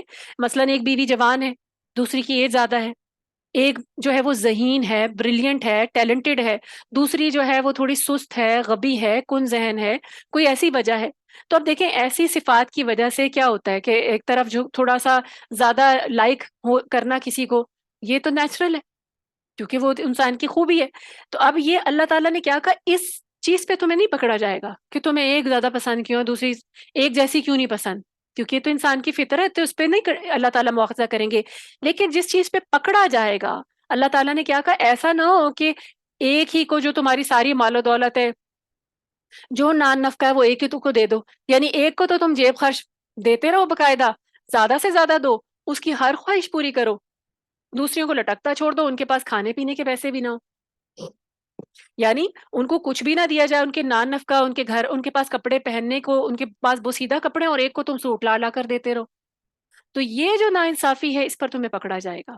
کیونکہ دیکھیں نا اب یہاں پر پسندیدگی ہونا ٹھیک ہے، اس کو زیادہ اس کے ساتھ زیادہ جو ہے محبت سے بات کر لی، زیادہ ٹائم گزار لیا، زیادہ یہ وہ چیزیں ہیں جس پہ انسان کنٹرول نہیں کرتا. لیکن جو مٹیریل والی چیزیں ہیں، نان نفقہ ہے، خرچہ دینا ہے، یا پھر دوسری جو ضرورت کی زندگی گروسری ہے، ہر چیز جو ہے اس میں عورتوں کی جو باری یعنی باری ان کو انصاف کے ساتھ ان کے ساتھ پورا کرنا، سب کو ایک جیسا رکھنا، یہ اللہ تعالیٰ نے یہاں پر ہر مرد کے لیے لازم کیا ہے کہ اگر اس نے بیویاں زیادہ رکھنی ہیں تو پھر اس طرح کا انصاف اسے کرنا ہوگا. تو پھر کیا کیا کہ اگر یوں نہ کر، پھر اللہ تعالیٰ نے کیا کہا کہ ایسا نہ ہو کہ دوسرے کو لٹکتے ہی چھوڑ آؤ. اب اس بارے میں دیکھیں اگر ایسی ناانصافیاں انسان کرے گا تو وہ مرد پکڑا جائے گا روز قیامت. نکاح کی اجازت تو تھی لیکن پھر اس سے ناجائز فائدہ اٹھایا تو ایسے مرد پکڑے جائیں گے روز قیامت. احادیث ہمیں بتاتی ہیں، نبی صلی اللہ علیہ وسلم نے فرمایا کہ جس کی 2 بیویاں ہوں اور ان میں سے وہ ایک کی طرف میلان رکھے، یعنی بس ایک ہی پر سب کچھ لٹاتا چلا جائے، اسی کو خرچہ دے، اسی کے نان نفقے پورے کرے، اسی کے لاڈ اٹھائے، اسی سے ہر چیز اس کی اس کی جو فرمائشیں وہ پوری کرتے رہے، دوسرے کو پلٹ کر بھی نہ دیکھے، تو قیامت کے دن وہ اس حال میں آئے گا کہ اس کا ایک پہلو جھکا ہوا ہوگا، یعنی اس کا آدھا دھڑ جو ہے وہ مفلوج ہوگا، وہ آدھے دھڑ پر اس کے فالج ہوگا. اس حال میں آئے گا وہ، یعنی اللہ تعالیٰ ایسے ہی نہیں چھوڑ دیں گے. اگر رکھنا ہے تو انصاف کے ساتھ رکھنا ہے۔ سیدہ سودا بنت زامہ رضی اللہ تعالیٰ عنہ نے اپنی باری کا دن اما عائشہ کو ہبا کر دیا تھا، تو پھر نبی صلی اللہ علیہ وسلم کیا کرتے تھے؟ اما عائشہ کے گھر 2 دن رہا کرتے تھے، اور جو ہے ایک دن اما جو ہے سودا ان کے ساتھ بھی جا کر رہا کرتے تھے۔ ازواجی تعلق قائم کرنا یا وہ باقی ساری چیزیں الگ ہیں، لیکن ان کا بھی خیال رکھا کرتے تھے۔ یہ نہیں کرتے تھے کہ پھر اگر انہوں نے باری ہبا کر دی ہے تو پھر اس کے بعد وہ ادھر جائیں گے نہیں، وہ ادھر بھی جایا کرتے تھے، ان کا بھی خیال رکھا کرتے تھے، ان سے بھی محبت سے پیش آیا کرتے تھے۔ اما عائشہ رضی اللہ تعالیٰ نے فرماتی ہیں کہ نبی صلی اللہ علیہ وسلم کا یہ دستور تھا کہ عصر کے بعد آپ صلی اللہ علیہ وسلم اپنی تمام بیویوں کے ہاں جایا کرتے تھے، یعنی جاتے تھے، تھوڑا تھوڑا وقت سب کے پاس گزار کر آتے تھے۔ سیدہ عائشہ رضی اللہ تعالیٰ عنہ فرماتی ہیں کہ جب نبی صلی اللہ علیہ وسلم مرض الموت میں بیمار ہوئے اور بیماری شدت اختیار کر گئی، تو نبی صلی اللہ علیہ وسلم نے باقی بیویوں سے اجازت لے لی کہ تیمارداری جو ہے وہ میرے گھر پر کی جائے، اور تمام بیویوں نے پھر اجازت دے بھی دی تھی۔ یہی بات حدیث میں بھی ہمیں پتہ چلتی ہے۔ تو اب یہاں پر جو ہے ناانصافی والی بات نہیں ہے، کچھ چیزیں نیچرل ہوتی ہیں، لیکن جو چیزیں مٹیریل ہیں جو انسان کر سکتا ہے وہاں پر مرد انصاف کرے گا، ورنہ اللہ تعالیٰ پکڑ لیں گے۔ فرمایا پھر آگے فرمایا وَإِن يَتَفَرَّقَا۔ اچھا ہمارا ٹائم اوپر ہو گیا ہے، چلیں یہیں تک رکھتے ہیں۔ یہ ایک آیت ہے، اس کو مکمل کر لیتے ہیں کیونکہ یہ اسی مضمون سے متعلق ہے۔ فرمایا وَإِن يَتَفَرَّقَا يُغْنِ اللَّهُ كُلًّا مِّن سَعَتِهِ وَكَانَ اللَّهُ وَاسِعًا عَلِيمًا۔ اور اگر دونوں میاں بیوی میں صلح نہ ہو سکے اور ایک دوسرے سے وہ الگ ہو جائیں تو اللہ تعالیٰ اپنی مہربانی سے ہر ایک کو دوسرے کی محتاجی سے بے نیاز کر دے گا، اور اللہ تعالیٰ بڑی وسعت والا اور حکمت والا ہے۔ یعنی اگر نباہ کی کوئی صورت نہیں ہے، حسن معاشرت کی کوئی صورت نہیں ہے، اچھا سلوک نہیں ہو رہا، تو دیکھیں اسلام عورت کو یا مرد کو مجبور نہیں کرتا کہ بس نہیں پھر بھی اب یہ کہ اب یہ گھر ٹوٹ ہی نہیں سکتا۔ اب دیکھیں ایک گھر ہو، آپس میں کمپیٹیبلٹی نہیں ہے، ہر وقت کشیدگی کی فضا ہے، گھر جہنم بنا ہوا ہے، روز لڑائیاں ہوتی ہیں، ایک دوسرے کی شکل دیکھنے کے روادار نہیں ہے، تو اس سے بہتر کیا ہے؟ کیونکہ دیکھیں ایک دوسرے کے اوپر تو حقوق و فرائض کا رشتہ ہے، وہاں سے تو پھر بعد میں پکڑ لیے جائیں گے۔ تو اس لیے اسلام یہ نہیں کہتا، دیکھیں اسلام نے عورت کے لیے یہ رول نہیں رکھا کہ اس گھر میں جا رہی ہو تو جنازہ بھی یہیں سے آئے گا، یعنی وہاں چاہے تمہیں ماریں پیٹیں، کھانے کو نہ دیں، پوچھیں نہ، تم نے وہاں سے نہیں نکلنا۔ اسلام چاہتا ہے کہ صلح رہے، اسلام چاہتا ہے کہ گھر آباد رہیں، لیکن اگر ظلم و زیادتی کی صورت ہو اور ہر وقت گھر جہنم بنا ہو تو بہتر کیا ہے کہ الگ ہو جائیں، یعنی عورت مرد یا تو طلاق دے دے یا عورت خلا لے لے۔ تو پھر اللہ نے اس آیت میں وہ صورت بتائی ہے کہ اگر ایسا ہو جائے تو دونوں کا مالک اللہ ہے، اللہ تعالیٰ ان دونوں کو ایک دوسرے سے بے نیاز کر دے گا، دونوں کے لیے زندگی رہنے کے جو ہے آسانیاں اللہ تعالیٰ پیدا کر دے گا۔ اور دیکھیں بعض اوقات کیا ہوتا ہے کہ ایک گھر میں اکٹھے جو ہے وہ سکون سے زندگی نہیں گزر رہی ہوتی، ایک دوسرے پہ الزام لگا رہے ہیں، جو ہے دونوں ڈپریشن میں آئے ہوئے ہیں، اور پھر جب گھر الگ ہو جاتا ہے، یعنی کہ سپریشن ہو جاتی ہے، تو پھر دونوں سکون سے رہتے ہیں، اللہ تعالیٰ وسعت، اور ایسا نہیں ہوتا کہ کوئی بھوکا مر جاتا ہے۔ اللہ تعالیٰ نے کیا کہا؟ اللہ تعالیٰ بے نیاز ہے، اللہ تعالیٰ دونوں کو ایک دوسرے سے بے نیاز کر دے گا، جس نے رشتہ جوڑا اصل مالک تو اللہ ہے۔ تو اگر ایسا کوئی رشتہ ہے جس میں کیا ہو رہا ہے، حدیں توڑی جا رہی ہیں، ایک دوسرے سے لڑائی میں حدیں توڑی جا رہی ہیں، کیونکہ جو حقوق و فرائض ہیں وہ تو پکڑے جائیں گے، عورت بھی پکڑی جائے گی، مرد بھی پکڑا جائے گا۔ تو اگر ایسے نباہ نہیں ہو رہا تو پھر اس میں کیا کریں؟ پھر گھر کو الگ کر لیں، راستے الگ کر لیں، اور اللہ تعالیٰ پھر دونوں کو کیا کریں گے؟ بے نیاز کر دیں گے، دونوں کے لیے راستے، رزق کے راستے بھی کھلیں گے الگ الگ، کیونکہ اللہ تعالیٰ نے دونوں کو ہی رزق دینا ہے، دونوں کا رازق اللہ ہے، وہ جہاں مرضی جائیں اللہ نے ان کو رزق دینا ہے، اللہ تعالیٰ ان کے لیے وسعتیں بھی جو ہیں وہ عطا کر دیں گے۔ وَكَانَ اللَّهُ وَاسِعًا حَكِيمًا۔ اللہ نے پھر اپنی یہ وسعت کے واسعاً، اللہ وسیع ہے، وسعت دینے والا، انسان کو جہاں وہ جائے گا اللہ تعالیٰ وسعت دے دیں گے۔ یہیں پر مکمل کر لیتے ہیں آیت نمبر 130 پر، یہیں پر جو ہے مضمون جو مکمل کرتے ہیں انشاءاللہ بشرط زندگی، باقی آگے انشاءاللہ نیکسٹ ویک ہم پڑھیں گے۔ اللہ سبحانہ و تعالیٰ سے دعا ہے جو ہم نے آج پڑھا ہے، آج کی جو آیات تھیں شیطان کی چالوں سے متعلق، یہ ہمارے لیے بہت الارمنگ ہے، اور یہ ہمیں اللہ نے قرآن مجید میں واضح کر کے بتا دی ہیں کہ وہ ہمیں کہاں سے جھانسے دے کر الجھا سکتا ہے، آرزوؤں میں الجھا کر ہمیں صحیح راستے سے گمراہ کر سکتا ہے اور جہنم تک لے جا سکتا ہے۔ اللہ تعالیٰ ہمیں اس کے ہر ہتھ کنڈے سے محفوظ رہنے والا بنائے۔ ہم اللہ کی پناہ میں رہیں، اللہ تعالیٰ سے پناہ مانگتے رہیں، وہ ہمارا دشمن ہے ہم اسے دشمن سمجھیں، کیونکہ جب انسان کا کوئی انسان ہی ہوتا ہے تو وہ اس سے محتاط ہو جاتا ہے۔ اللہ نے ہمیں قرآن میں بتا دیا ہمارا اس سے بھی بڑا ایک دشمن ہے، تو ہمیں اس سے محتاط ہونے کی ضرورت ہے۔ اللہ تعالیٰ سے دعاؤں میں اخلاص مانگیں، توحید مانگیں، اور شیطان سے بچنے کی اللہ تعالیٰ سے پناہ مانگیں۔ اللہ تعالیٰ ہمارے لیے آسانیاں کرے، اس پر عمل کرنا بھی آسان کر دے، اپنے حکموں پر عمل کرنا آسان کر دے، ہمیں اللہ تعالیٰ خالص توحید عطا فرما دے، اللہ تعالیٰ ہمیں حضرت ابراہیم کی طرح یکسو مسلمان بنا دے، ہر قسم کے غلط عقیدے سے ہمیں محفوظ رکھے، ہر قسم کے غلط عقیدے پر زندگی گزارنے سے ہمیں محفوظ رکھے۔ ہمارا عقیدہ، ہماری جو زندگی کا مقصد، وہ صرف اللہ تعالیٰ کی رضا ہو، توحید ہو، اللہ کو ایک ماننا، صرف اسی کی ماننا، صرف اسی سے مانگنا، صرف اسی پر توکل کرنا۔ ربنا تقبل منا انك انت السميع العليم وتب علينا انك انت التواب الرحيم سبحانك اللهم وبحمدك نشهد ان لا اله الا انت نستغفرك ونتوب اليك۔ السلام علیکم ورحمۃ اللہ وبرکاتہ۔